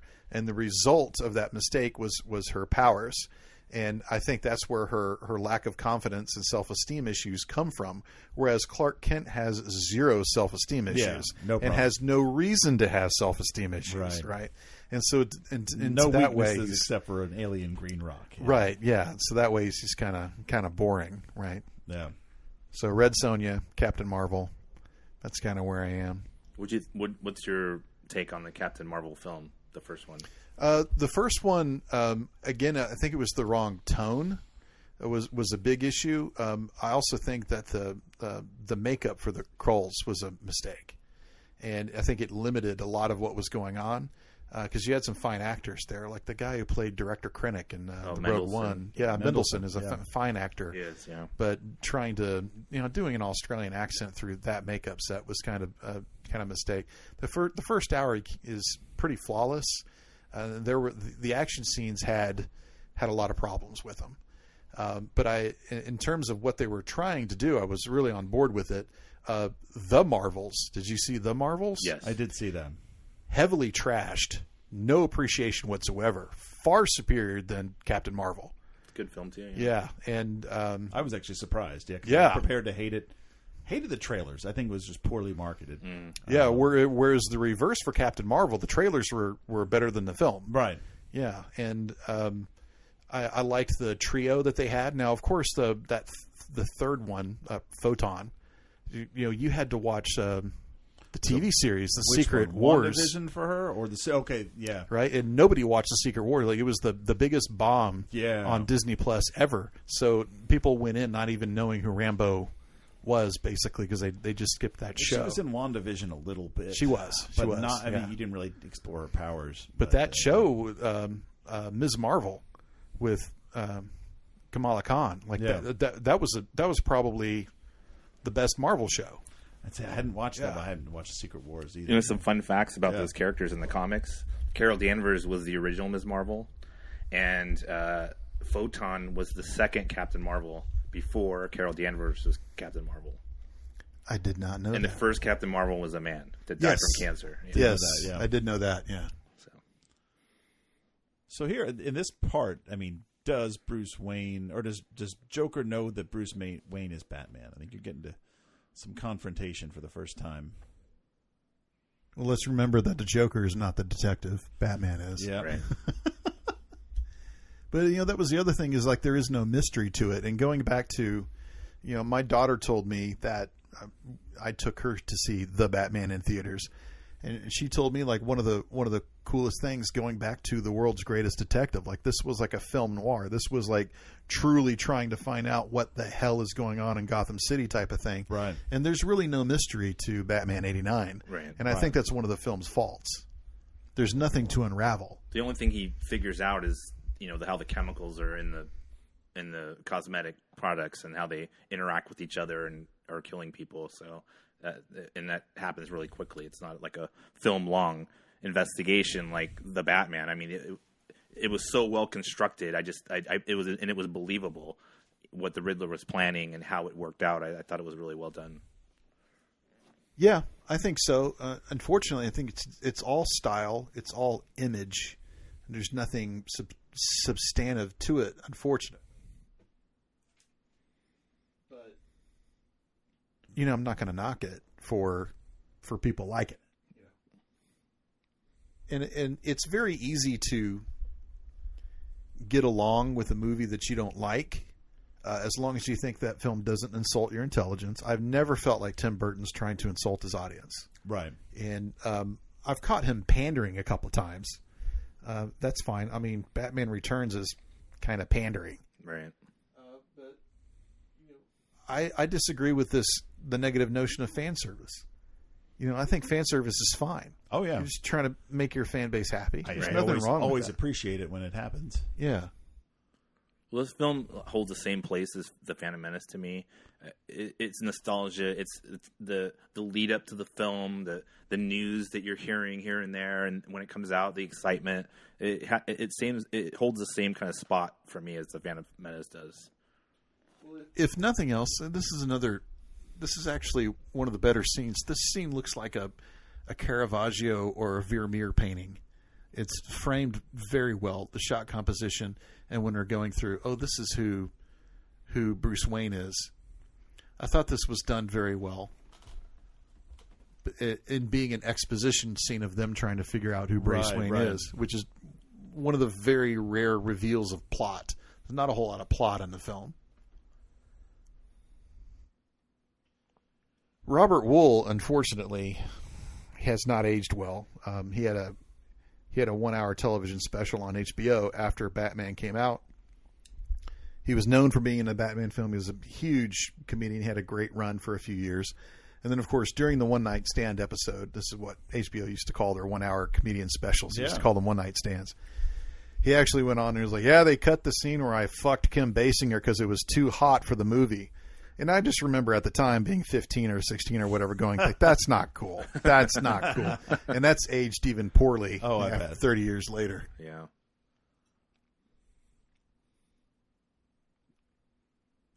The Batsuit is in a vault, something that would be carried over for almost every movie since. Yeah. I just wanted to see more suits, which we do eventually see, but you would think that he would have more because they get damaged or they have different abilities and things like that. When you see that sort of copied in the future when you've got Iron Man with the Mark II, Mark III, Mark 47. Well, we see it in The Flash, too. where Yes. you see the different colors, the different applications and things that they can do. Speaking of the Flash, what did you think of Michael Keaton returning as Batman in the? I loved it. I thought it was the best thing of the entire film. I don't hate the film. I'm not an Ezra Miller fan. I didn't really like his depiction of the Flash, but I had a good time watching the movie. I did too, actually. I went in there expecting to hate it, and I'm like, you know what? This is a lot more fun than some of those, Justice League, Batman versus Superman, just dark slogs through 3 hours. I thought the Flash was what it was. It was an entertaining and diverting thing, and I really like Michael Keaton as an actor, and so I think kind of getting to see him reprise his role now older. I enjoyed that. I enjoyed that callback. I did too. Yeah. The interesting thing is that role, the idea or the opportunity to reprise that role probably would not have come up if he hadn't been the Vulture in the Spider-Man films, right? Which was an awesome role for him. It loved was him in those kind of the 1-2 with that and Birdman, which I was just going to say Birdman. Yeah, an actor who got famous playing a flying character. No, I feel the same way about the Flash. I think it's overhated. Yeah, and I don't think it's nearly as bad as people are saying that it is. Yeah, and I think that Burton is he's walking a fine line with Batman '89, and I think I know where it's coming from, and it's coming from David Lynch's experience, where he did an experimental film which garnered a lot of heat, and then he did Eraserhead, which a lot of people said, wow, imagine if this guy had a budget. And so they gave him a budget with The Elephant Man, which was nominated for an Oscar. And I'm like, oh my God, this guy knows what he's doing. Let's go ahead and give him $40 million and ask him to do Dune. Yeah. And now, if that had worked, David Lynch would have hung the moon. Sure. Right? But it didn't work. And he spent the rest of his career working on budgets that have been a fifth of Dune. Yeah. Now, he doesn't care because he's David Lynch, and his audience doesn't care because he's David Lynch. Right.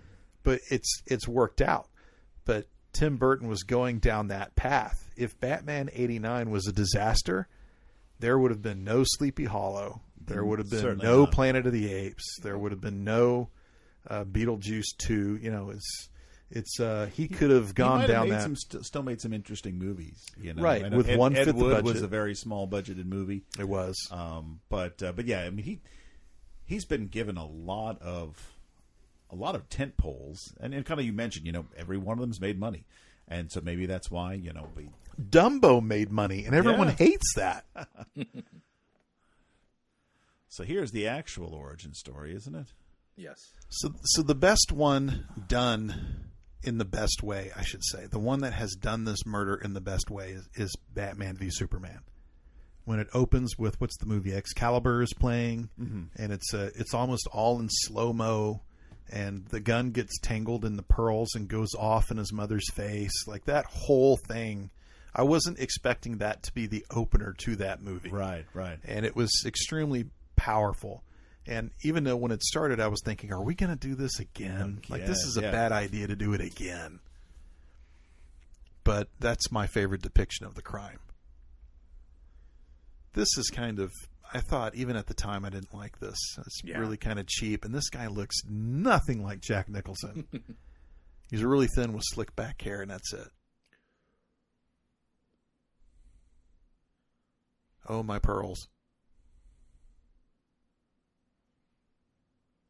They've really done a really good job in the comics, and it kind of extended into the Batman. But like Martha Wayne being an Arkham, and that the Arkham and the Waynes are the pillar families of Gotham City. And in the New 52, which you mentioned, and I don't know if you've read it, but Greg Capullo and Scott Snyder do the Court of Owls. They bring in this high society. They wear these owl masks. And they're this like elusive, like high society, like members only, rich group in Gotham that oversees everything. And like the Wayne family and the Arkham family kind of like fight against it. It's pretty interesting stuff. They've kind of expanded onto it. Yeah. No, I wasn't aware of that. Yeah, I wasn't either. So Arkham Asylum again comes from Martha It would Wayne's stand family, a wealthy donor, Right, and so right. she's one of those. I knew that the Arkhams were a family that had, there was backstory lore, but I didn't know the specifics. But they touch on it again in the Batman a little bit. So. Oh, what about the video game Arkham Asylum? That was an enormous video game. Oh, I played one of them. Yeah.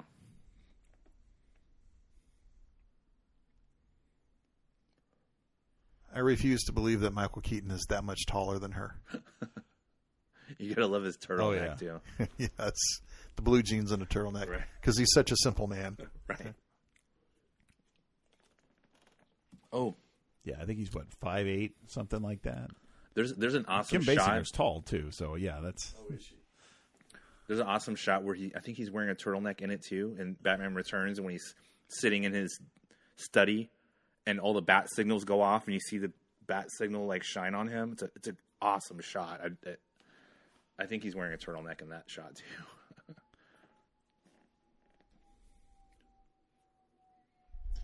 Well, Burton knows how to frame shots. I think a lot of this, I don't know. Burton's got such a mixed reputation. I love Kevin Smith's description of him, of his idea of Tim Burton was, I'm a goofy artist. I'm just so goofy and I'm just so weird. I'm just going to be this artist. And actually, that's not who Tim Burton is. Yeah. Pissed Tim Burton off, and he's like, fuck Kevin Smith. It's just, I see the symbol. Yeah. Difference this shot here too. Really great shot. Yeah. Turning on the white in the eyes. Mm-hmm. And the first time we see that black makeup around his eyes. Of course, the Batmobile just plowing through things. Yeah, with 2 30 caliber machine guns coming out of the hood. Yeah. And of course, they blow up the factory, and then it drives out, and it's kind of like, well, how did it make it out if it's dropping these bombs?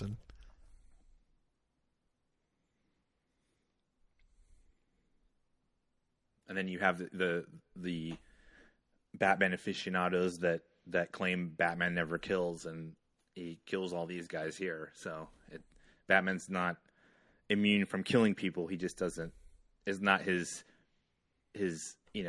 strategy of choice to kill. Right. I get that that's been a flexible rule over the years. Definitely. He's killed many people. It's not a no-kill rule like a lot of people believe.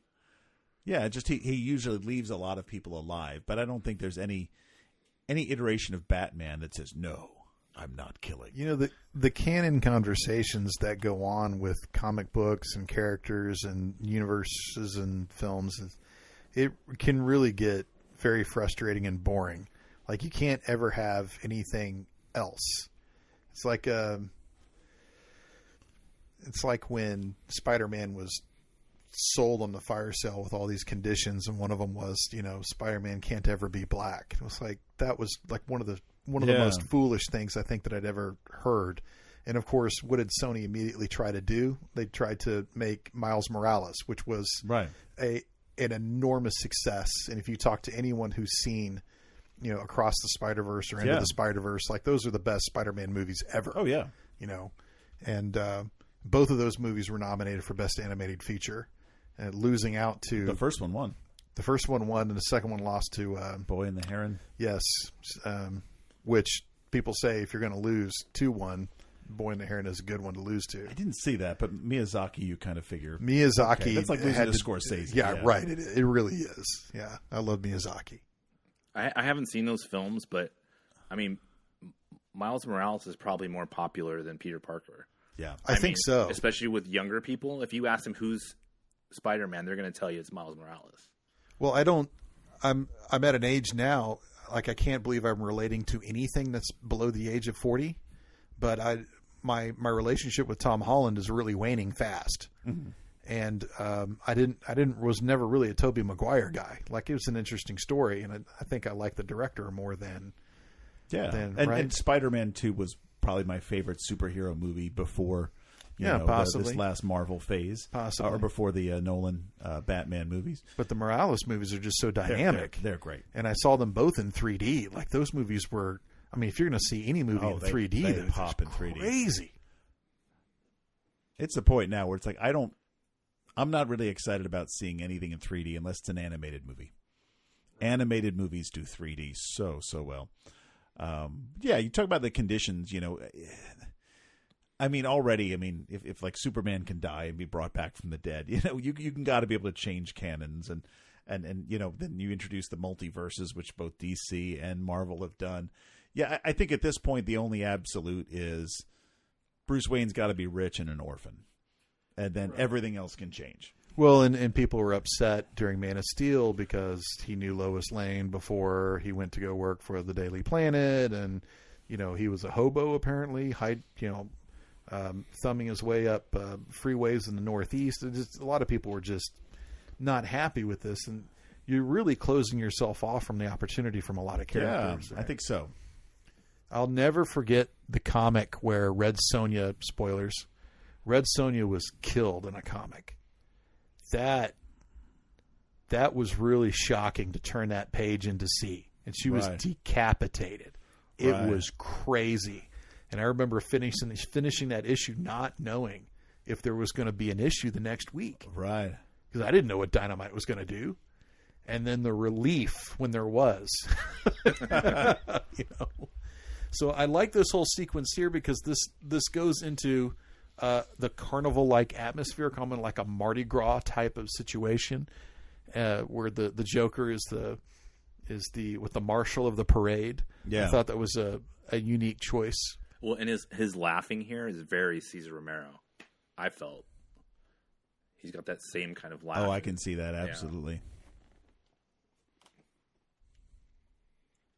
One of the weird stylistic choices in the costume design that was just kind of confusing even to me back then was his henchmen are all dressing like they just got out of the studio with Run DMC. Like the puffy jackets. Right. Just satin. Kind of strange. Yeah. And yet, the Joker is really the only pop of color in this whole movie. It's a very kind of black and gray and brown tones throughout the whole movie, and the Joker's the only color that you see. Interesting. Vicky Vale, war photographer. I like your work on the Corto Maltese. Yeah. Not thinking that lens has that type of visual capability, but no, it was not a telephoto. No. Yeah.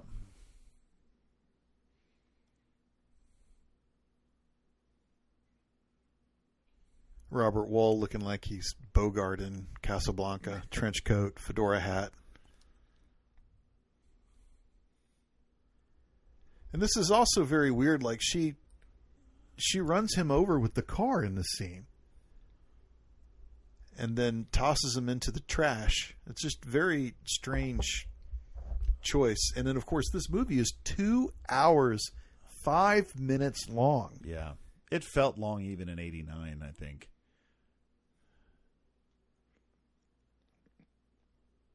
Oh, we missed the fan service shot of the Batwing going to the moon. In every commercial, on every channel, oh, yeah.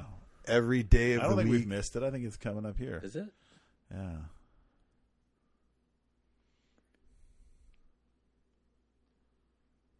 Lots of stunts here. Yep. I am in favor of having an Academy Award for Best Stunt. I think so. I think that's a trade group that, movies wouldn't be the same without it. Right. And there's lots of stars who owe their lives to stuntmen. Yeah. Yeah, here it is. He's on the roof, on the hood of the car, and then she stops and tosses his ass into a thing of garbage, and then he's really messed up. Yeah. It's like, why did you include that? That's very... Out of everything, like you could have... I know it's only 90 seconds. You could have made the movie 90 seconds shorter. You probably could have found 4 or 5 other things to cut. And this is another situation where I'm so glad that Batman has this very specific technology of scissors on the wing, on the bat wing, yeah, or the bat, that he can... Maybe one day I'll be flying in downtown Gotham and there'll be some balloons and I'll need to cut the cables on the balloons.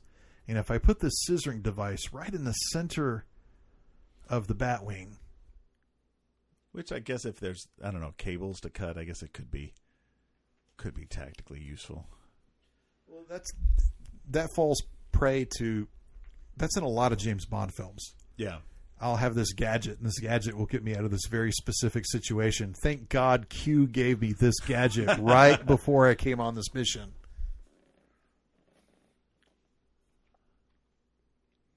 See, there's Larry and his brother Daryl, and then his other brother Daryl. So this is kind of weird. Like he shoots his enforcer. That just kind of came out of nowhere. Yeah.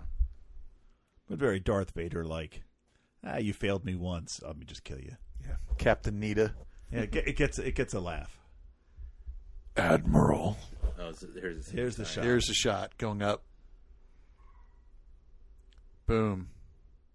Money shot. Batman Happy Meals, only at McDonald's. Yeah. Yeah. Well, unfortunately, there was a lot of concern for marketing on this, and we talked in depth on that last time. Mm-hmm. That episode comes out next week. Okay. Bat missiles. Gatling guns. I love this shot. It's kind of the static background, him walking, getting bigger into frame. Yeah. Well, and this goes again to the sort of loony nature of it when he pulls this long barrel out of his pants. Like, how is he walking up until then with this thing in his pants?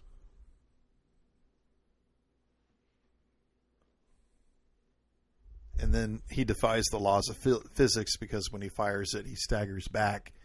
When in fact, if you have a gun that heavy with a heavy caliber, more than likely the gun is just going to stay exactly where it is. It's going to reduce the amount of recoil and kick. But that's okay. It looks funny, so we'll include it. That's the thing I think Nolan did really well. All his gadget usage. Yes, they were convenient as in any Batman film, but they made sense and they were realistic use of them.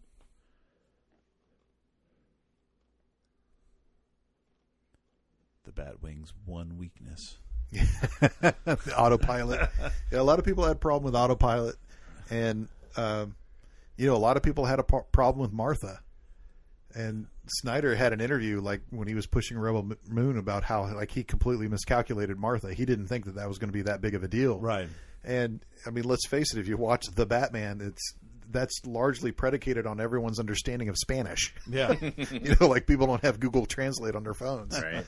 And sometimes there's just a weak point that the screenwriter or the producer or even the editor can't see. Right. Sometimes the editor will see something altogether and alert the director of, oh shit, you have a problem here. This may not work. But I thought, I was one of those people, and I was in the theater and Superman is saying they're going to kill Martha, and when Bruce Wayne, not Batman, but Bruce Wayne is now relating his experience to the experience of the person of Superman because he knows who Clark Kent is. Right. For the first time, he breaks through that barrier of hate and he relates to him on a human level. And then the movie turns. And I totally bought that in the theater. And it wasn't until after opening weekend when I started seeing all the shit on Twitter and everything of Martha is now like a bad joke. Right. I totally did not see that coming. Yeah.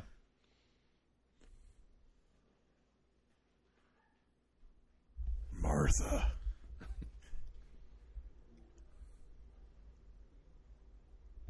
Gotham Cathedral. See, there's all these canted angles. And I think the attempt is to frame it like you would a comic book frame. Either that or Vertigo. Yeah, certainly Vertigo. Lots of cantations, yeah. So I think this whole movie had been lightened up in post for VHS and DVD release. I think that was a big complaint when it came out was you just couldn't see what was going on. It was too dark? I think it was actually lighted or kind of lightened up after the fact for home release. Well, I tell you, Alien came out for the 45th anniversary or whatever it was. I went to go see it in the theater. and they darkened that movie. Did they? Yeah. Particularly the ending when she's in the closet. Mm-hmm. They darkened that way down. And I was disappointed that they had screwed around with that. We've already had the Lucas whether or not to touch your film that already exists conversation. I saw The Exorcist, and they recolor corrected it because The Exorcist looks like it's shot in 1972 or 1973, which it was.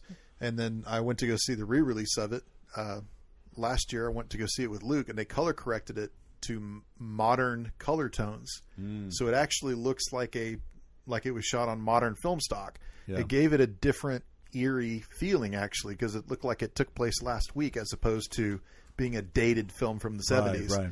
That I actually am like, okay, as long as you make the original available to me, I'm not going to complain about that. But as for this film, Batman '89, like I wouldn't change anything about it. Not only is it not in my power, but I don't think anything that I would suggest to it would make it any good, because I'm just not that big of a fan of it. Despite the fact that I love all the actors in it. Yeah. And if you were to tell me Batman with Jack Nicholson, yes, I'm in. As far as that darkness goes, I think the Batman is the darkest. That has to be. But it works. It's not hard to see. It's just it's really well done. I haven't tried to see it at home. I've only seen it in the theaters, and I had no problem seeing it in the theaters. That opening montage when he talks about fear, and then darkness plays so much of that fear, and it was just so crazy, just him walking out of the shadows and like that. Just his footsteps, and he just comes out, and they're just waiting for him, and vengeance. Well, you need that for Batman. I think it's. You need to have darkness. You need to have the shadows. Well, I think and again, even in that scene, it's year 2 for Batman in that film, and he's getting hit too. He's not perfect. He's fighting these guys. He has the skill set, but he's getting hit too, and he's not perfect. You can see that. Absolutely.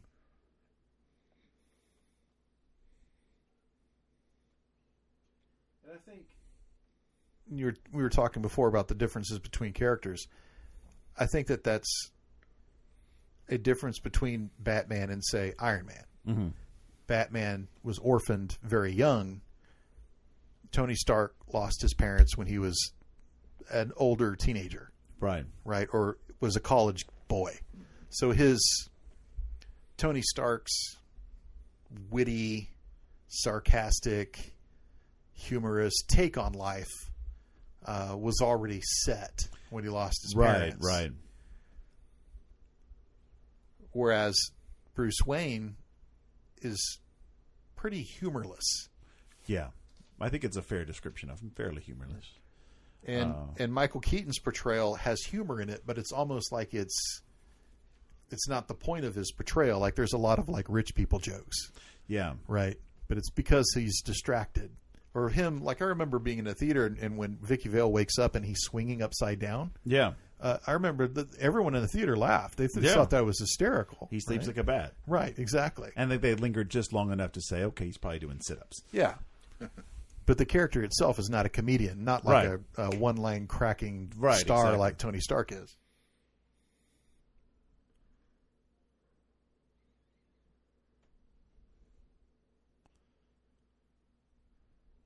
There's always an empty cathedral, an empty warehouse, in the middle of town square, an empty parking garage in the middle of town square. And I did go through this last night. What is he trying to say with the bell? What does the bell mean? I think it just looks cool. It's just a bell. It's heavy. Yeah, you're high up. Something needs to fall. It's like that loaded gun theory. If you have a gun, it's going to go off. If you have a big bell at the top of a cathedral, it's got to fall. Sometimes a cigar is just a cigar. Yep.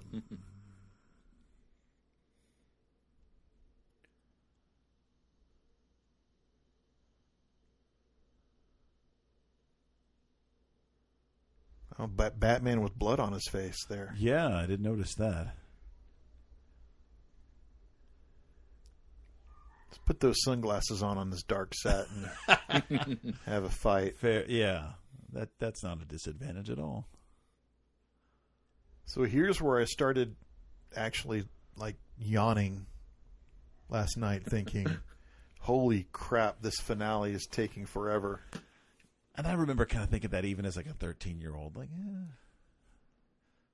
But I'm with Warren. I mean, the lead up to this was just so exciting that even if this movie doesn't necessarily hold its place, the excitement about this movie, just like the excitement about like episode 1 coming out, Right. it's one of the reasons why I love movies today. This was a highly successful film. Yeah. And I am probably the only person that I know that is not a fan of it. I'm sure if I went to any place with 100 people at it, like a mall or the movie theater, and I just started asking people randomly, I'm sure that this movie would have I haven't checked Rotten Tomatoes on it, but this is an enormously popular film, and it always has been. I think it's remembered fondly, and I think nobody hated it back then. No. I think critics, appreciated it for what it was, which was, it's at least well thought out. I need to look up Roger Ebert's review and read that on the bonus episode. Yeah, I'd be curious about that too. I just remembered the movie poster too. It's just this emblem. It was just That's the emblem. it. That was all you Nothing had. else. So for Christmas one year, I had a, kind of scale size jigsaw puzzle of the movie poster. Oh, wow. Which was great until you finished the bat signal and are left with 300 black pieces. That was not fun. I don't know that we finished it. And for Batman Returns, it was just the bat head, and it just said Returns. That's it. The teaser poster. So what was your opinion about Batman Returns? I like it a lot. I didn't understand why they changed the suit so much. I don't know if you guys noticed that. The suit's completely different, and I enjoyed it. I think it's strange to bring Christopher Walken in there, and that he is a villain of sorts, sorts, but he's not a costume villain that we know. And I think I really didn't like how they used him in that film, but overall I enjoy that film. I enjoyed it quite a bit. I venture to say that even when it came out, I enjoyed it more than this one. You think so? Oh yeah, maybe, yeah. And I think I even enjoyed the third one, Batman Forever. I did when it came out. I was very excited. Yeah. I was in that hype too. All the movie posters on the bus stops that got stolen. It happened with Batman Returns too. Yeah, they were constantly getting stolen, and the lead up to that movie was pretty big too. Yeah, and then of course I don't know anyone who's enjoyed Batman and Robin. I can't watch that. Yeah, I saw it once. I don't remember anything about it. I just know that I seen it. But well, that's one of those things that you ask. Did that start because there was a producer, maybe John Peters, who said, Chris O'Donnell would be a great Robin, and then you work backwards from that, or did they start with the concept, we got to do something different, let's bring in Robin, now we got to find a Robin. But again, I don't have a problem with the cast. Yeah, no, because I think I only knew Batman from like the TV show or from Super Friends, and Robin was always there, so it was Batman and Robin. So I didn't really know a whole lot of Batman IP with just Batman. But granted, I didn't read a lot of the comics. So I think even me being a teenager, being in high school, I was like, well, where's Robin? So I didn't mind that. It's funny. I think the closest they came to having a Robin here was, I think there was a Robin in this script, and it was offered to Kiefer Sutherland. 19-year-old Kiefer Sutherland. So I don't know that he would have made any movies of note. Lost Boys. God, but he couldn't have been that young. A Few Good Men. That came out in like He was Stand by Me. Yeah. Stand By Me, yeah. But maybe I think that was before they actually made this, because I think I remember he was right. 19, so he might not have even had Lost Boys at that point. And the big one that broke through for a lot of those was Flatliners, and that was 90, I think. Oh, Yeah. Flatliners, yeah. Good cast. Yeah, Good cast. excellent cast. Julia Roberts. too, Horrible right? movie. Yeah. Yeah.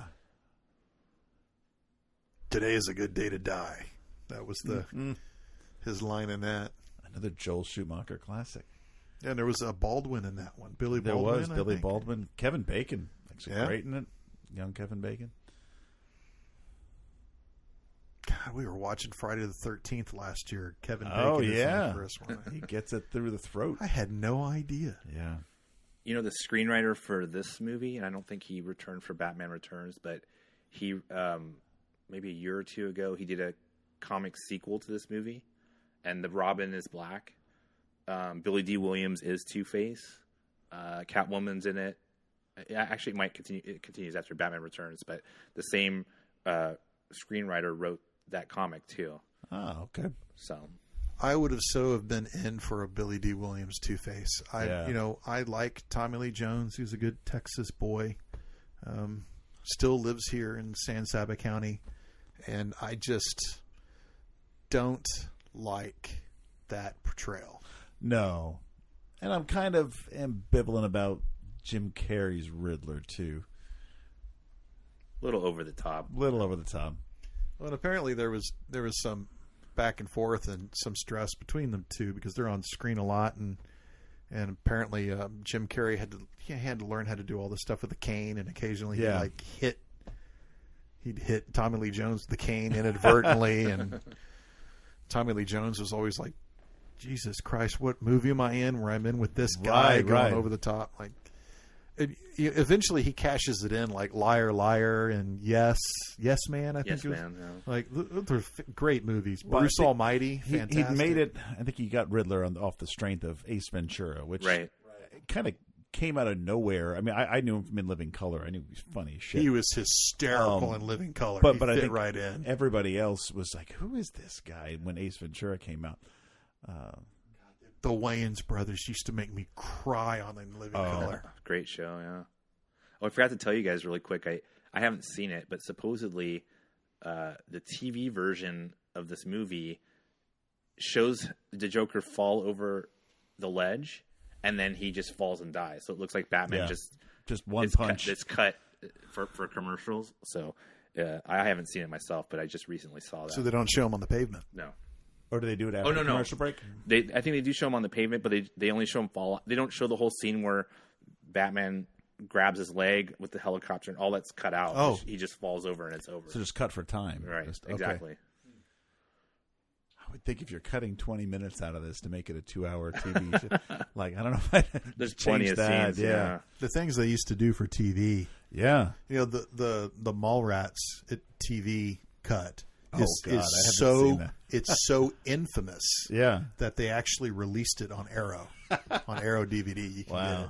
Well, you know, it's funny, though, that Lynch's Dune, the TV version, is longer. Yeah. And it's 2 parts, and it has all this additional footage in it. Yeah. That wouldn't surprise me because I went back and watched that a couple of years ago after reading the book for the first time. I only read the book in my 40s. And I watched Lynch's Dune, and the first half of it is solid and very true to the book and got a lot in there. So much so to where I'm like, there's an hour left in this movie. He has a whole lot that he still hasn't covered yet. And I think I kind of get the sense when you watch the second half of that movie is, oh, yeah, no, I'm trying to compress 700 pages into there's a lot of quick editing, a lot of montages, a lot of narration. That TV version has a lot of art stills and has a lot of talking, you know, the narration, explaining things to people. I think that was a lot of people's complaint is they didn't understand the movie. Well, and another problem, you've got to listen to this episode on the What Went Wrong podcast when they covered Dune. And something that Burton never had was Dino De Laurentiis, of course, said, I want the guys who did Star Wars. And so they said, we'll do it for this price. And, of course, it included people from Industrial Light and Magic. Mm-hmm. He was like, I'm not fucking paying that. So he hired these 2 guys who worked for the company that eventually became Luc Besson's, company, and they did some Jodorowsky stuff before, and so they just did not have it in them to do all the special effects shots that Lynch needed for that film because Dino De Laurentiis just wasn't going to pay for it. Right now, if he had paid the extra $4 or $5 million for it, what Dune would we get? Would we get something that's more passable? Probably. This is an iconic shot. It is. I have great that T-shirt iconic too, shot. actually. To wrap on Batman. Well, here we go, guys. Thanks very much for for coming over and watching Batman with me. Always a pleasure. Yeah, I honestly had not seen this in a long, long time, but it brings back good memories because this was, if not a pivotal movie for me, I think a pivotal age of my life when some big movies were coming out. I was buying my own tickets to movies and looking forward to things myself instead of just my parents taking me to stuff. Warren? Yeah, I just, again, it was the end of 8th grade. It was the summer before high school. A lot of great movies that year. I remember going to Taco Bell to get the cups and, all the merchandise, and it was just an amazing time. That I'll never forget, and I'll always enjoy this movie for that fact. It's great. Thanks again so much for coming over and watching it with me. Thank you. Thank you.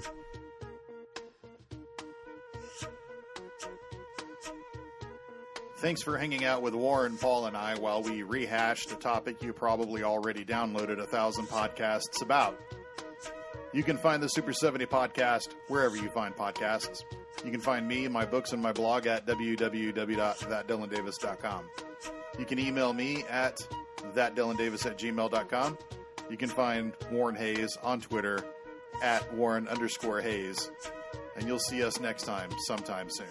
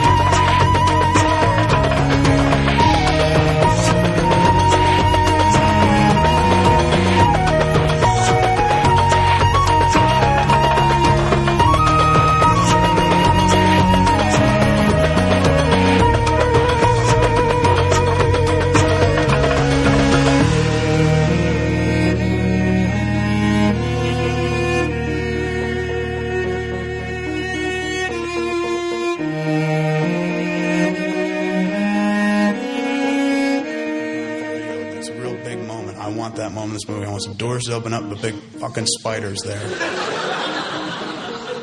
So I was just like, all right, I'll give it a shot. So I went back to Warner Brothers and sat down with them, and they said, we heard from him, he liked you, we're going to hire you, you're going to move forward. Did he bring up the spider? I said, he did, he brought up the spider. Did he tell you guys about the spider? They're like, every day with the fucking spider. I said, what should I do? They're like, just do it, but try not to call it a spider. Can you call it something else? And I was just like, Thanagarian snare beast? And they were like, there, go. So Tim Burton and Nick Cage sign on based on my draft. And I was kind of excited. I said, that's kind of neat. Fucking Tim Burton, Batman, and Nick Cage, fucking Nick Cage. But when Tim Burton got signed onto the project, Tim Burton signed a pay-or-play deal, which essentially means no matter what happens, Tim Burton gets paid whatever his directing fee was. I think at that point it was $10 million, $5 to $10 million. Tim Burton, once he signs the deal, turns around and says, I'm going to bring on my guys to write a script. And the Warner Brothers guys were like, well, what about the script we're developing? And he said, I don't want to use that. I want to do my own script. Presumably a version of Superman where he has scissors for hands.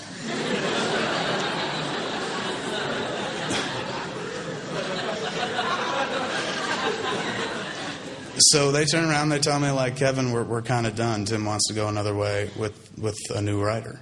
And I was like, all right. You know, and I wasn't really that upset. I didn't feel, because I'd worked on it for 2 drafts, and I got to hang out with a really fucked up, kooky dude. A dude who I can tell stories about for the rest of my life. And, like, they paid me a lot of money to do it. Like, I would have done it for free, but I didn't tell them that. But they paid me a bunch of money to do it. And it was just fun. Like, I got to work on Superman. I got incredible access into the DC archives and shit like that. And people would give me free Superman shit all the time because I was working on it. And then I got shit canned off and I started throwing Superman stuff away because who needs to be reminded?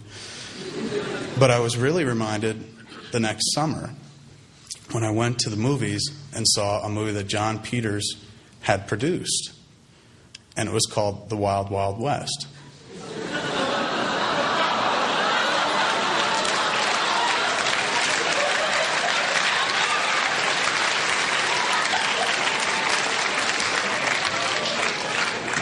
So I'm sitting in the theater watching the movie. I'm like, good Lord, this is a piece of shit. But then all of a sudden, like a giant fucking spider shows up.